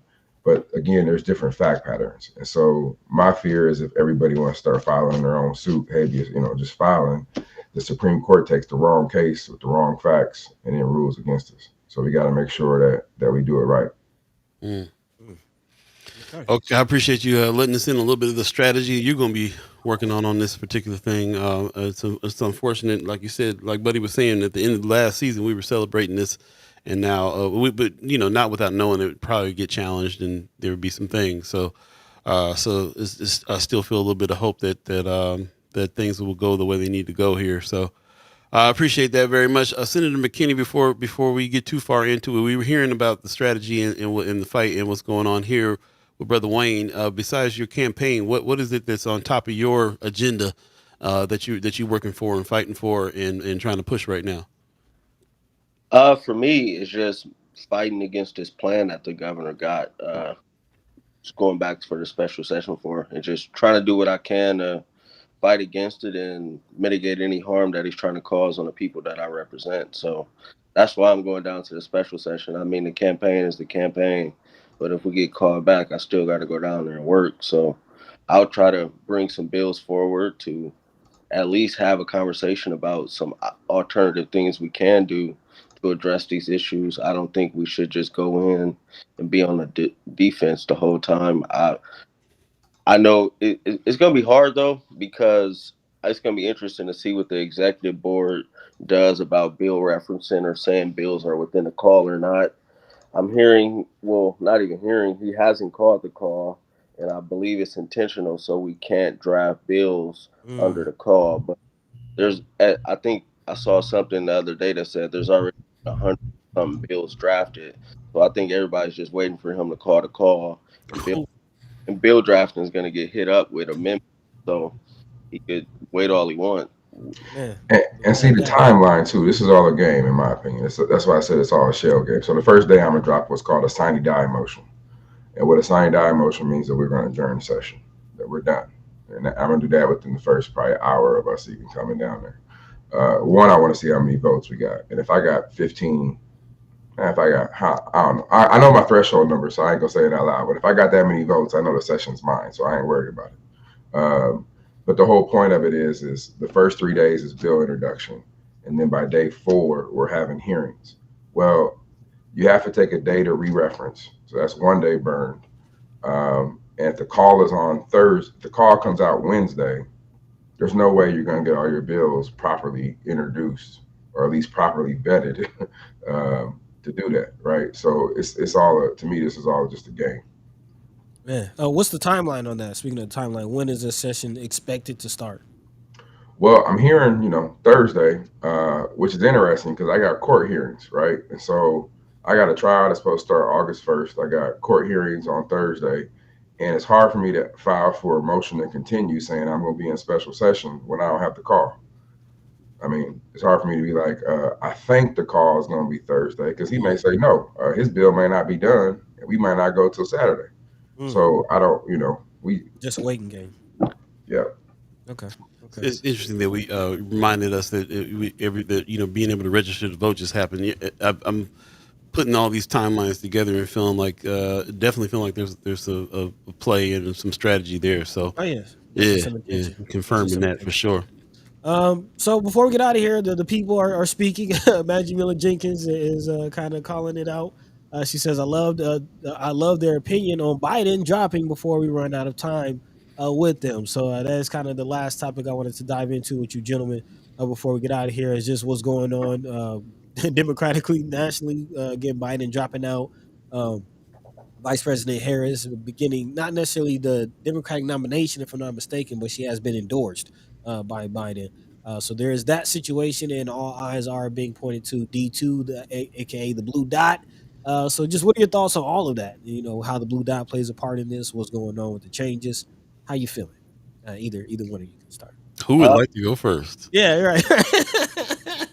I mean, first I would say I was surprised when I heard it. I wasn't really sure if he would actually drop out or not, but he did. But I mean, going forward, I think Vice President Harris has been, to me, she's a logical person that you would move forward with, considering the time. We don't. It's not a lot of time until the election. 4 months. They got a lot of money in the coffers or whatever. So I I don't see how having this open whatever convention is going to be any type of helpful as far as getting voters to turn out or believe in the party at all. So I think it's going to be interesting. I know people got their issues with her, and I've had my issues as well. But just logically speaking, it is the logical choice. I'm not going to vote for Trump, and I'm not going to sit out either. So it, it is what it is. I think it's very important for our community, especially for people to turn out to vote. So it's going to have to be a lot of commitments to getting people to turn out, and a lot of investments in our community now that he's dropped out. Yeah. As far as the funds go, I kind of heard that if she's not on the ticket, then they have to give the campaign funds back. Is that? They'll give them back. It just kind of it has to sit. I mean, they could give them back, there's no legal way to get them to somebody to another candidate. So uh, there's some things they could still do, but that's about it. For me, this is going to define the Democratic Party. And Mm, for me, I've been holding on to a lot of tweets and a lot of Facebook posts and social media posts about what's going on here locally in Senator McKinney's race and soon to be Senator Ashley's race. Uh, I think the ugly head of racism and discrimination is playing out, and mm, we're going to see how that plays out at the national scene and what how Democrats are going to be shaped going forward, because there are a lot of people who are standing on the sideline when it comes to Senator McKinney's and Ashley's race, that if other people would be there who don't look like them, they wouldn't be standing on the sideline. And so I told Senator McKinney and Ashley, out of respect for them, I'm not calling everybody out yet, but by the end of August, that might change for me, because there is just some fundamental things that I just fundamentally disagree with, and it comes down to race, and it comes down to them being independent. When you hear the word of they're difficult to work with by older white women and men in the Democratic Party, it's because you can't control them. And when you hear about some of the complaints of Kamala Harris, it's the same thing, and it's about you can't control them. And so and what I mean by that is they ain't going off script and they ain't voting for Republican stuff. They ain't voting for stuff that hurts their community, but they're also pushing Democrats, particularly the old guard, to say, what y'all been doing isn't working. We don't need saviors. We can do it ourselves, but help us have a fair chance. Help us, give us the tools to fight for ourselves. Don't keep coming in trying to save us. And so it's playing out right here in Omaha. And I've always said Omaha is like the model for the rest of the country. We can either get it right or we can get it wrong. mm. There you go. Appreciate you voicing your opinions on that. We definitely will have to continue to talk about this. Brother Anthony Rogers Wright will probably be on a little later on in the show to talk some more about it. And we're gonna have to go. We're going to set up some areas where we can all have some conversation about it, because I think with everything that we've been talking about here, especially the past 2 seasons, really about where especially Omaha and people in the black community sits with the Democratic Party. There's been a lot of talk, a lot of people disappointed with the Democratic Party, a lot of stuff happening there. This is huge. I agree with you, Senator McKinney. It was the logical thing to go on with Ms. Harris on this. I think Biden would have been in real trouble if he stepped down and didn't endorse her. I think that he'd have been in real trouble at that point. So this is probably the best bet that they can can go through. But and like Anthony Rogers Wright says, plenty black folks concerns with Harris too. I mean, that's just a fact. I have concerns myself. I remember her from California back in the day, so I definitely got some concerns here. So. Personally, I just haven't seen her enough. Like, you think of when, of course, the vice president, deals with international affairs, but you think when Biden was in the vice presidential seat, he was Uncle Joe. He was everywhere. But you rarely see Kamala. You rarely see or hear anything from her. But my thing is, yeah, I do like her record on criminal justice. Yes, I do. That's what I think about, but I'm not gonna forget that everybody voted for Joe Biden. What was his record on mass crime? Yeah. Strikes. If we gonna pull the card on everybody. You ain't lying. That's all I'm saying. I'm gonna have to look into this. My problem with her is her criminal justice stance. So I'm gonna have to look into this. Now that you say that, I'm gonna have to look into it a little bit closer myself, because that was my problem from the California days. But yeah, like you said, the bigger picture here is pull the card for everybody. Exactly right. Even Trump, what his record? I mean, he did pass something, but he also killed a lot of black men on his way out of office. So we got to talk too. So, not to mention how he acted with the Central Park 5. Exactly, and he still ain't. Yeah, put out a full page ad to kill them brothers. Yeah, we're gonna go ahead and let you guys go. We're not gonna get too far more into this, but we appreciate you voicing your opinions on that and letting us know what's going on there. Anything before you guys go, anything that we can act on, anything going on that we can help with, give us some direction on any kind of plans of any kind of action plans on what you guys are fighting for right now. I would just say if you got any questions or concerns, feel free to reach out to me. I'll answer any question or any call. I don't think we all supposed to agree. If you got a question or anything, or you disagree with something I'm doing, just let me know. My phone number is easily available. My email is out there. Don't wait to get on social media to tell me you disagree with me. Call me. Hit me up. There you go. I hear that. Brother Wayne, you got your tie on. Yeah, I gotta go to court here in a little bit, but I've decided I just want to be an ambassador. I want to go to another country that don't have a Wi-Fi, and I just want to sit there and help folks. Okay. That's the goal. I'm just enjoying, man. I coached my daughter's last summer basketball game this summer, and getting away from politics for a little bit has been a breath of fresh air. And at the end of the day, we sit here and talk about a lot of things, but it's all about implementation and people on the ground who are actually doing the work and making better things. Like, one thing we didn't bring up is OPS's graduation rate slipped again, right? Like we could talk about Harris and Biden. That's all fun and games. But at the end of the day, our local school board races matter more than any of that stuff. Man, at the end of the day, Obama was dear and great. I love him. But, he went to Papillion. He didn't go to North Omaha when he came here. And at the end of the day, our education system ain't changed under him. I'm not knocking him. I'm just saying that is our power locally. And I just hope people start focusing on our power locally. And while the bright, shiny objects at the national level are important, they are. It makes a trajectory of our country in different ways by who we pick. Let's not forget about the local stuff. I mean, not forget about it. Let's make it the point. That's kind of what we're here to do here. Hyper locally is what we call it here with our show. So that's why we always start first with what's going on locally. I like what you just said about that. Like, remember our power. Remember what we can control here is kind of is really the whole point of this whole show. Yeah. So Right. Yeah. So with that, just reminding the people, 5 to 8 tonight in Lincoln at the WIC Alumni Center.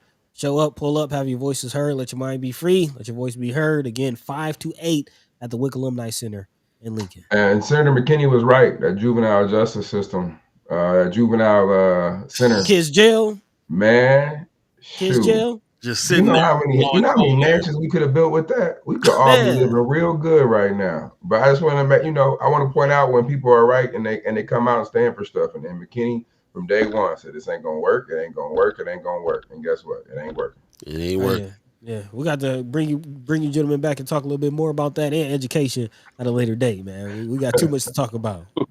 For real. Well, I appreciate you guys agreeing to come back on Mondays. It's we all the feedback that we ever get is that this is kind of some of the best parts of what we're trying to do here, and we've all learned so much because of you guys coming on, sharing wisdom, and having some conversations about stuff. And I'm really hoping. I don't know how to get any data on this, but I'm really hoping it has caused more people to be more involved in local politics and more involved in understanding what's going on at the legislature and on that level and what you said, understanding what our power is, how to change things locally, because we're the ones that are supposed to be doing that and making sure that we keep our eye on the ball on that. So appreciate y'all.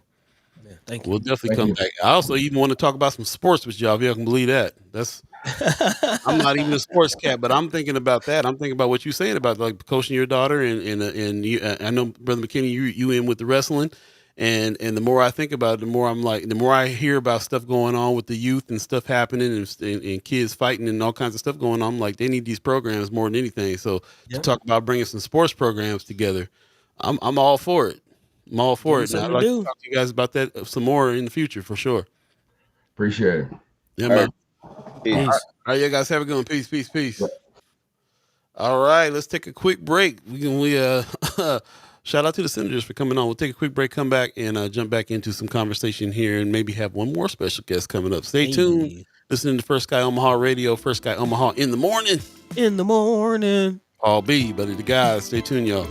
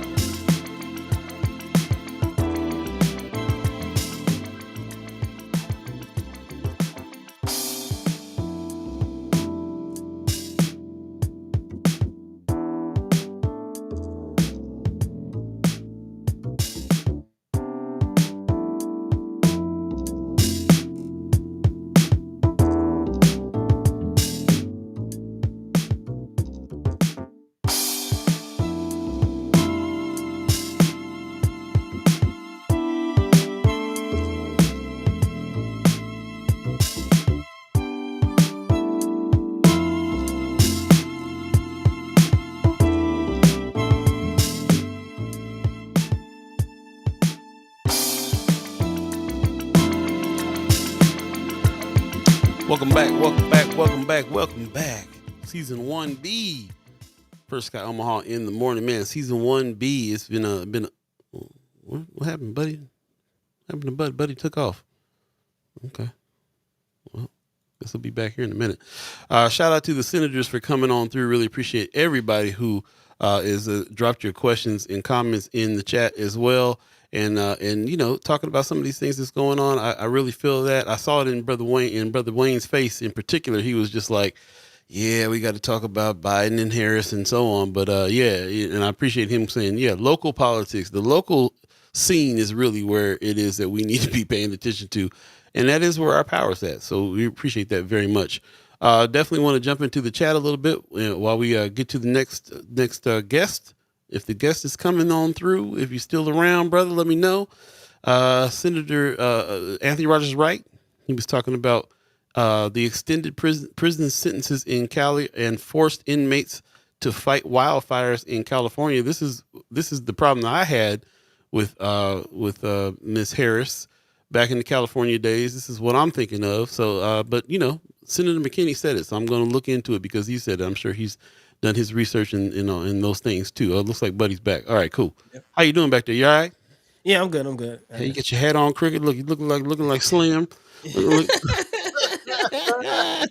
with the tilted brim.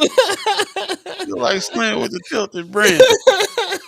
Fred Knapp back in the house. Fred Knapp back in the house. Hashtag kids be dirty, man. I had to get myself together. Hashtag kids be dirty. Michael Watson in the chat says, just because an opposing party picked a bad candidate does not require me to go along with all your bad candidates. Yeah, everybody feeling that big time. Mama God said Biden's health has been declining for a while. I believe he has involved her on a level higher than most VPs. She's best ready, and Dems have to stand behind her to box out Trump, period. Strong sentence there. Strong sentence there. I don't know, man. I kind of don't really like the whole Dem messaging of, like, they seem more focused on beating Trump than making, helping the Americans. They're I more mean, focused on beating Trump than having a plan that's. yeah. I mean, I can't fault anybody for deciding it's important to beat Trump. So, uh, if that's yes, they probably should be doing a little bit more. What's the alternative at this point? I'm not really sure. I heard a whole bunch of people wanted Buttigieg. What's his name? Buttigieg. Yeah, Pete Pete Buttigieg, something in like that. there. Gavin Newsom, of course, I've been hearing. None of them have stepped up. It's been Ms. Harris that stepped up. She's probably gonna get the nomination. Everybody that I ever see posting anything on my feed is all about her. They're all ready to get behind her, ready to Yeah. go. I even hear Hillary Clinton's name bubble up a little bit. Yeah, I Yeah. heard that once. I don't know about. I don't know. I don't know. Uh, let's see. Also, Anthony Regis Price says it's a stranded asset, just like the streetcar will be. Man, yeah. I'm Yeah, about the man. kid jail. The kid jail, exactly. Yep. I'm trying to go through these comments Comments. here. Yeah. There's a lot of comments went by. Sorry about that. Sorry about missing so many comments here. Also, just trying to make sure. Okay. That's the reason why I got to get the link. So, why don't we go through a little bit of recap while I get Anthony Rogers write the link, and we'll bring him on and have a little conversation here. If you Actually, don't I have mind. another article to dive into to add to this conversation. Cool. As we prepare to get, our resident political advisor and activist, our brother Anthony Rogers Wright, on in the conversation and on the show. And I want to go back to something that Senator Justin Wayne said about, the bright, sexy object of national politics in the presidential race, and really focusing on, the power that we have locally. And I will say that it's kind of one and the same when you take in consideration the blue dot and the impact that the blue dot in North Omaha does have on the national presidential race. Mm, Something that, again, with the recent changes, a lot of attention has been pointed towards that. And big shout out to our elector, Sister Precious McKesson, who was not only representing the state party, but also represented the local Biden campaign. So she's definitely central and have the insight track on what's going on, and again representing us locally.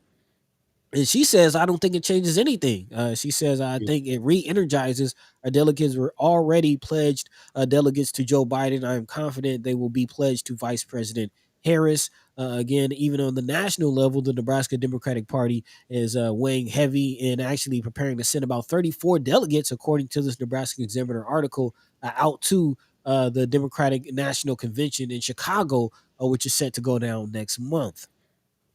So again, a lot of attention and possible changes happening with this whole presidential race, but the blue dot possibly having an opportunity again to lead the way. Jane Cleave, who is again chair of the Nebraska Democratic Party, said local partisans will be laser focused on helping Democratic State Senator Tony Vargas of Omaha win his competitive congressional race against Representative Don Bacon, and on helping the Democratic nominee for president win the state's blue dot. Biden won the Omaha area single electoral college vote in 2020. Former President Donald Trump, the Republican nominee, actually won it in 2016 and won Nebraska's 4 other electoral votes in 2016 and 2020. Of course, we've been paying some attention to what's going on to the blue dot in Nebraska, as we affectionately now call it. The second district has been Nebraska's most competitive for actually years, dating back to 2008, when there was a flipping between then U.S. Senator Barack Obama and Mitt Romney between 2008 and 2012. Also, Nebraska Governor Jim Pillen and the Nebraska Republican Party, they want to switch the GOP-leaning state to a winner-take-all. Again, we talked about that as well, as far as the jeopardy that the blue dot might be in. Nebraska is one of 2 states that awards that electoral college vote to the presidential winner in each congressional district. And actually, the other state that has that system has said that depending on what Nebraska does, they will be moving as well. Talking about mm, Maine. Maine, right? Yep. Yeah. So again, although definitely I agree with Senator Wayne and his urge to pay more attention to what's going on locally, school board races, your city council, things like that. Also, the blue dot still has an impact on the national level as well. So There there you you go. go. We do have our special guest coming in now. We're going to go ahead and bring him in. Ladies and gentlemen, Brother Anthony Rogers, right in the chat. Good morning. Good morning. Can you hear us? Comrades, how are you? Can you hear me? Loud Yes, and we clear. can. Loud and clear. Loud Peace, and brother. clear. Oh, just gallivanting here in Europe. Flights canceled, flights not canceled. Putting the idea of German efficiency to the test. This is why we should not rely on stereotypes, people, and Definitely, get definitely. serious with it. But first and foremost, we're talking about local. Let's talk about family. Comrade Buddy, we love you. Our heart is with you and your family. May Amen. his Thank you. memory be a blessing. And if he had anything to do with the man that you have become, we are very grateful to the legacy of your dearly departed our grandfather. So Man, yeah, thank you. we love you. Yeah. Thank you. Love, love, love. Appreciate you, brother. Man. Before we get going in on it, I just want to say that there is, I know that we've been very critical about the Democratic Party here, especially on the show. You've been a chat chimer that's been a very vocal person of that as well. We are in a moment that a lot of people are very excited, though, that Ms. Harris is now the nominee, that Biden finally listened to some advisors and stepped down. And we still have a lot of people that listen to us that are chat chimers and ghost listeners that are still very anti-Trump, and because there's the only two things that is in our face all the time, even though there's other people running, as you're very much aware, you're on the campaign with Dr. Cornel West. So without taking anything away from the fact that some people are very, very excited about it. I don't want this just to be us being super overcritical of the Democratic Party. I do want to hear from you, though, about why you are so critical of the Democratic Party and some of the things that you have been bringing up. Expound on, Yeah. please. Well, first things first, black women. Okay. And what I Okay. mean by that, 40,000 black women organized a call yesterday. And in part, were very responsible for raising $50 million in one day, which is the largest amount of money that the Mm. Biden Harris, now Whoa. Harris campaign, that the Democratic Party raised in one day. So Wow. I do want to say to our dear sisters and femme identifiers, thank you again, right? And I'm sorry that this country once again is putting it on your shoulders to so-called save democracy. But as Man. always, y'all are proving that you are up to the task. That is incredible. 40,000 sisters. Now, I Wow. don't agree with all of their politics, whatnot. But to your point about the Dem Party, it's real interesting. Here's a book I highly have to recommend. I just got it, been reading it on my travels. It's a new book with some previously unreleased writings of the dear prophet James Baldwin, who we know is the GOAT. Mm. And this is in 1963. And Baldwin said, he said in part, I'm just going to read this. I can't imagine voting for any Democrat because that party contains Senator Eastland, who is a Mississippi segregationist. It's important to bear in mind that we have to recover the notion that we are responsible for our government and the government is responsible to us. But I want to just go on real quick. This is in 63, mind you. Baldwin goes on to say, we are here not only to mourn those children, and he could be talking about Gaza right now. We could talk about our own children, in schools, in the streets. Brother Buddy, Brother Paul, we talked about how OPS is suspending black children at a higher disproportionate rate than ever. So he's talking about those children, and he says, but we can't really mourn those children unless we begin to achieve the true tenets of the American Revolution. And he says it's time that we took the government and the country in our own hands. And the final thing that he says is we don't have to be at the mercy forever of these sordid political machines. It is possible to create a third party. He said that in 63, y'all. He said that in 63. So all I would say, my antipathy for the Democratic Party has to do with exactly this, like the 40,000 black sisters who had to do that and who are never getting a return on their investment. That's all I'm saying, right? Like the state of Israel and Ukraine, okay, collectively have gotten $500 billion.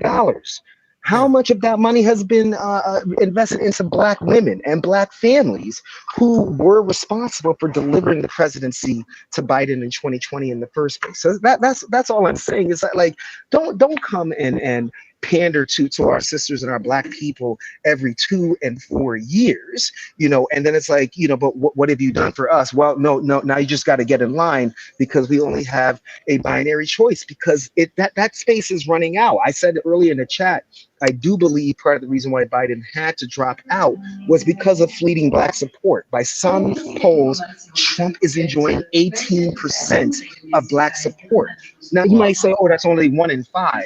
But when you put that in the context of Pennsylvania, Wisconsin, Michigan, that's a really, really big deal, because if he doesn't win all three of the Florida, but if Biden doesn't win all, or Harris now doesn't win all three of those states, the game is over.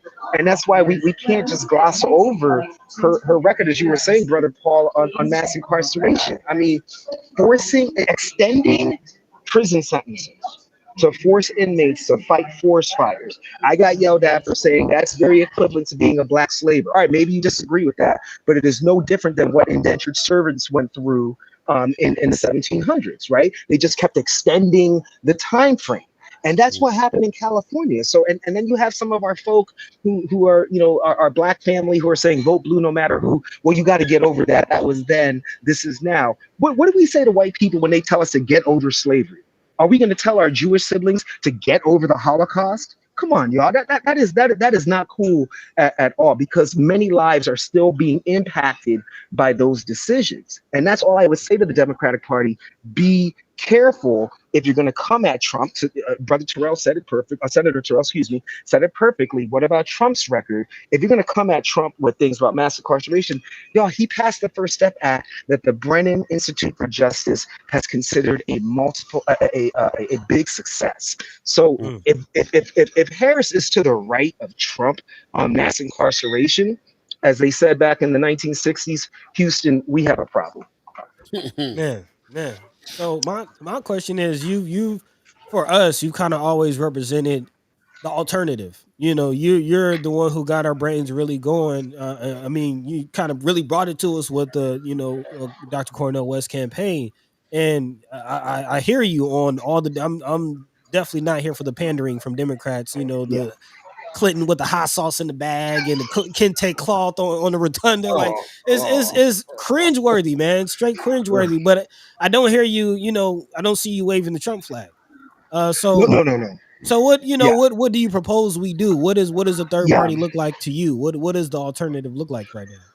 Well, if we've learned everything from where we are, right, the brilliant work that we did that eventually got our dear brother, and Comrade Buddy, I only use his Muslim name, Al-Hajj Malik al-Shabazz, in the Nebraska Hall of Fame. He didn't live to see that happen. Right, MLK didn't live to see many things happen either. Ella Baker didn't. Ida B. Wells, Fannie Lou Hamer didn't see many things happen. So I just think right now it's important to plant seeds, right? And all I'm saying is that if a third party gets 5% of the national vote, they are going to be in a much better financial position in 2026, 2028 to start building that party. What we can say is that nations that have more than a two-party system are forced to work together. Even the genocidal terrorist state of Israel has a multi-party system where you have to get a coalition together and form a government, a parliamentary system, if you will. And so then what I would say is that for all this talk about third-party candidates aren't viable, you know who was probably the most successful third-party candidate in U.S. history? A little-known president named Abraham Lincoln. And I'm just going to go ahead and throw it out there that he passed some pretty significant laws for black folk. We're here talking and saying whatever we want, and we're not picking cotton in large part because of that. He was a third party candidate. And so, no, of course, I'm never going to wave the Trump banner. But I do think it's important to plant the seeds now for your girls, buddy, for my son, you know what I mean? And for all of our children, even my dear sister Precious, for my dear niece Taylor, her brilliant black daughter. We got to plant those seeds today. We may not see the trees grow, but that's not what it's about. It shouldn't. You don't have to enjoy the fruits of the labor today. We have to think about future generations. That's what MLK gave his life for. That's what El Hajj Malik gave his life for. That's why Assata Shakur is in exile in Cuba right now, because they all planted the seeds for tomorrow. We can't just think about today. We got to be proactive, and that's all I'm saying on that. Just real quick. I just want to say, because we're always told as Black people to hold it in and the tone policing. Black people, all people of the United States, you do have a right to be angry right now. right? For months and maybe a year, you have been lied to, you have been gaslit, and in some cases, you've been pariahed when in 2023, you rose issues and concerns about President Biden's health. Right, they dismissed you. Right, they sent Karine Jean-Pierre, his press secretary, out there to lie. By the way, y'all, if you want some popcorn stuff, watch today's White House press corps. I wouldn't trade places with Karine Jean-Pierre today for all of the green stuff that grows in Jamaica, because that is going to be a tough press conference. Once again, sending Black women out to shoulder the discrepancies and the issues of white America. Even what you're doing to Kamala Harris right now. You know, I mean, that is a gargantuan task. And all I'm saying is that if they would have been honest before, a year ago, then yes, we would have had a chance to have a real process. That's all I'm saying. And right now, when you hear me agreeing with Lauren Boebert, you know, the sister from Colorado who got a little handsy in the Beetlejuice performance in Colorado, all she said was like, the Democrats could not say and talk about saving democracy when they themselves did not have a democratic process. They prevented Dean Phillips and Marianne Williams from getting on ballots when they were trying to challenge Biden, bringing up the same issues with his age and with his health. And we all saw it. Come on, y'all. He has to still go in at the bottom of Air Force One because he can't make it up the real stairs. His wife traveling with him to everywhere that he goes. Why does Dr. Joe Biden, due respect to her, have to travel with the president to Pennsylvania from D.C.? That's like a 45-minute flight on Air Force One, because she knew the signs. She knew what to look for. There's a viral video going out right now where at the White House, President Biden mistook another woman for his wife. Y'all, and we saw all those signs, and that debate that we saw on June 27th was the culmination and the vindication of what everybody was feeling for a long time. So I just want to say, y'all who are feeling angry, you have every right to be angry. And for the Black people, your Black rage is beautiful and righteous. Don't hold it in, because we ain't stroking out for no Democratic Party and to come into high blood pressure. So yeah, that's my antipathy for the Dem Party. And then Senator Wayne, I think, did bring it up. You know what I'm saying? I have much love for Ashley Spivey. Let's be clear that Ashley is one of the only people who has included in her rhetoric the fact that Black women dying during childbirth and Black infant mortality rate is an issue of reproductive justice. It's just not about protecting the right to abortions, which is every woman's right. It's also protecting the Black women who choose to go through with their pregnancies. And Ashley is the only person who's been talking about that. She brought that up, and everybody was shocked when she revealed that Nebraska has the highest Black infant mortality and highest death rate for Black women during childbirth in the nation. That is a reproductive justice issue too. And to see her opponent, I'm going to call the name out, Claire Hightower, endorsing Tracy Hightower, endorsing her white male opponent in the general, who is not a Democrat, tells you everything you need to know, right? Did we see any support for Miss Gladys when she ran for Congress? Ashley, even Sister Kimura.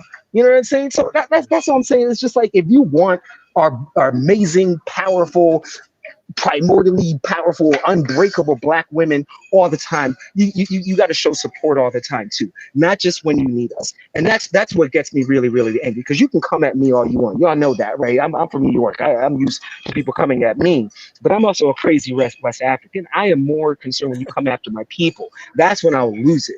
And to see Black women treated this way by this party, too often, yeah, I'm real upset about that right now. Because come on, man, you're gonna tell me that we need anyone besides potentially Senator McKinney in the unicameral other than Ashley Spivey to really bring up the issues of what's happening to women, not just Black women and all women, and their access to reproductive justice? You don't want that in the unicameral? Tracy Hightower, word? That's what I'm talking about. I'm sorry, that just has me super angry, because Sister Ashley is working hard. Yeah. And she deserves the support. So Senator Wayne is right. Down ballot elections, we should all get behind Sister Ashley Wright. And I don't care if you live in her district or not. Volunteer for Sister Ashley right now and go canvassing with her, because we need to stand up for our women, not just focus on the top of the ticket, right? Because Ashley is not an example of black faces in high places. She does the work. She walks the talk. She talks the walk. And she's a mother and whatnot, a business owner, nonprofit. Come on, man. That is black woman magic. We need that in the unicameral. We need that in the entire country. We need that in city council, county commissioners, at all levels of government.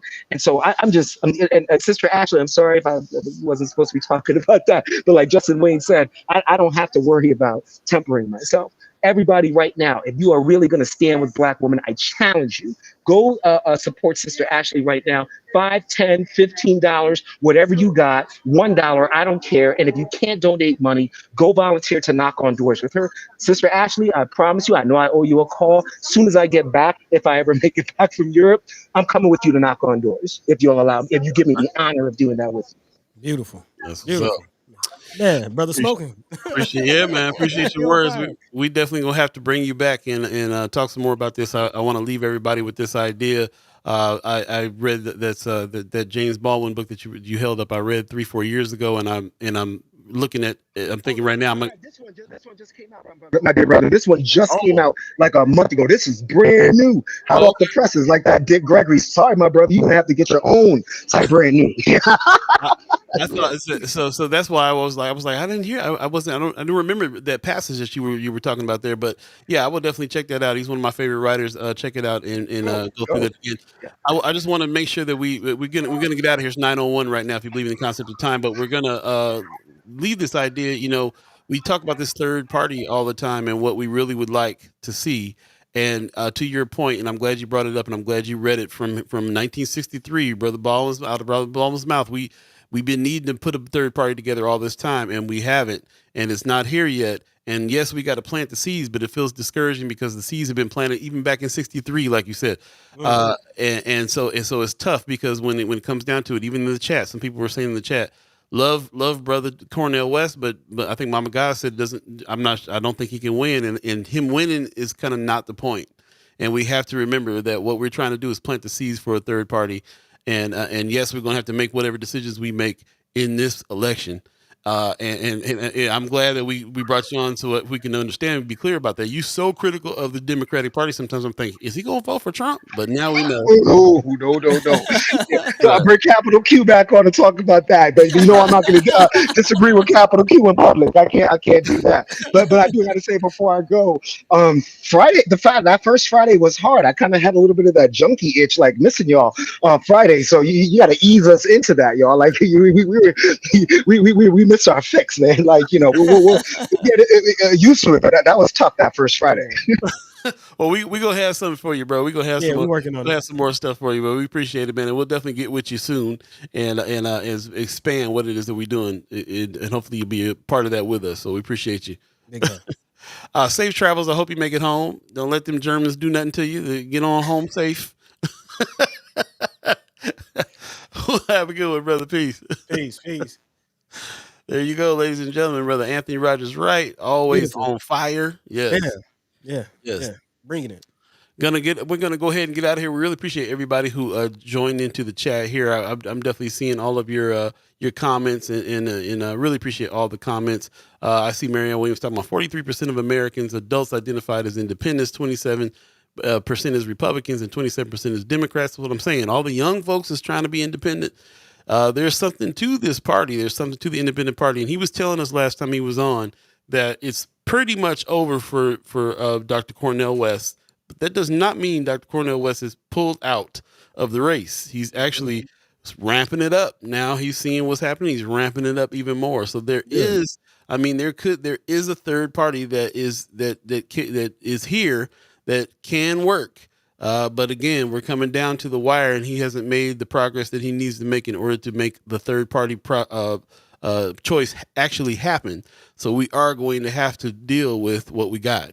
And so it will come down to a question about whether or not you're going back Miss Harris or if you're going back Trump. And that's really what's going to come down to in this time frame here. So or if you're going to be like me and try to stay neutral and out of it all. But, we're going to have to do what we got to do. We'll see. Do what we got to do, bro. Yeah. Appreciate you very much, everybody. I'm seeing everybody giving us their goodbyes, too. Let's go ahead and get out of here. Buddy, you got some words for the people? Yeah. Of course, a big shout out to the Senators for joining us back on this season. Senators Justin Wayne and Terrell McKinney, put some respect on their names. Also, big shout out to brother Anthony Rogers Wright from joining us from Germany, man. International with it. First Sky International. So, He always he calls of it. You said what? He's always Oh, yeah. Kyle Hoppin. Yeah, man. You never know. It's almost like, where's Waldo? But again, we appreciate you. We love you. We thank you. I'm hoping for safe travels. I'm about to hop on the plane here, actually, right when we get off, head to the airport and make my way to Omaha, man. So again, appreciate y'all. Love y'all. See you on Wednesday. In the meantime, between time, peace. Yep. Peace. See you guys later. Pop says, great show. See y'all on Wednesday. Appreciate it very much. Rome's Review says, hit the like button. Please do that. Please spread the word. We want to give a shout out to the Omaha tribe elders for allowing us to be on this land and speak while we're here. Shout out to you, our elders, for allowing us to speak before you. And shout out to you, the chat chimers, allowing us to speak with you. Thank you very much for bearing with us through changes and all the good stuff as well. Really appreciate all the chat chimers that come in faithfully. We'll see you on Wednesday. We got a couple special guests there as well, so stay tuned. You'll be seeing some events on Facebook that show who our guests are, so you can make sure that you can spread the word, help us spread the word on that, and get as many people in the conversation as we can. With that, we're going to get out of here. You guys take care of yourselves. We'll see you Wednesday. Peace. By the way, for the Vanglorious, this is protected by the red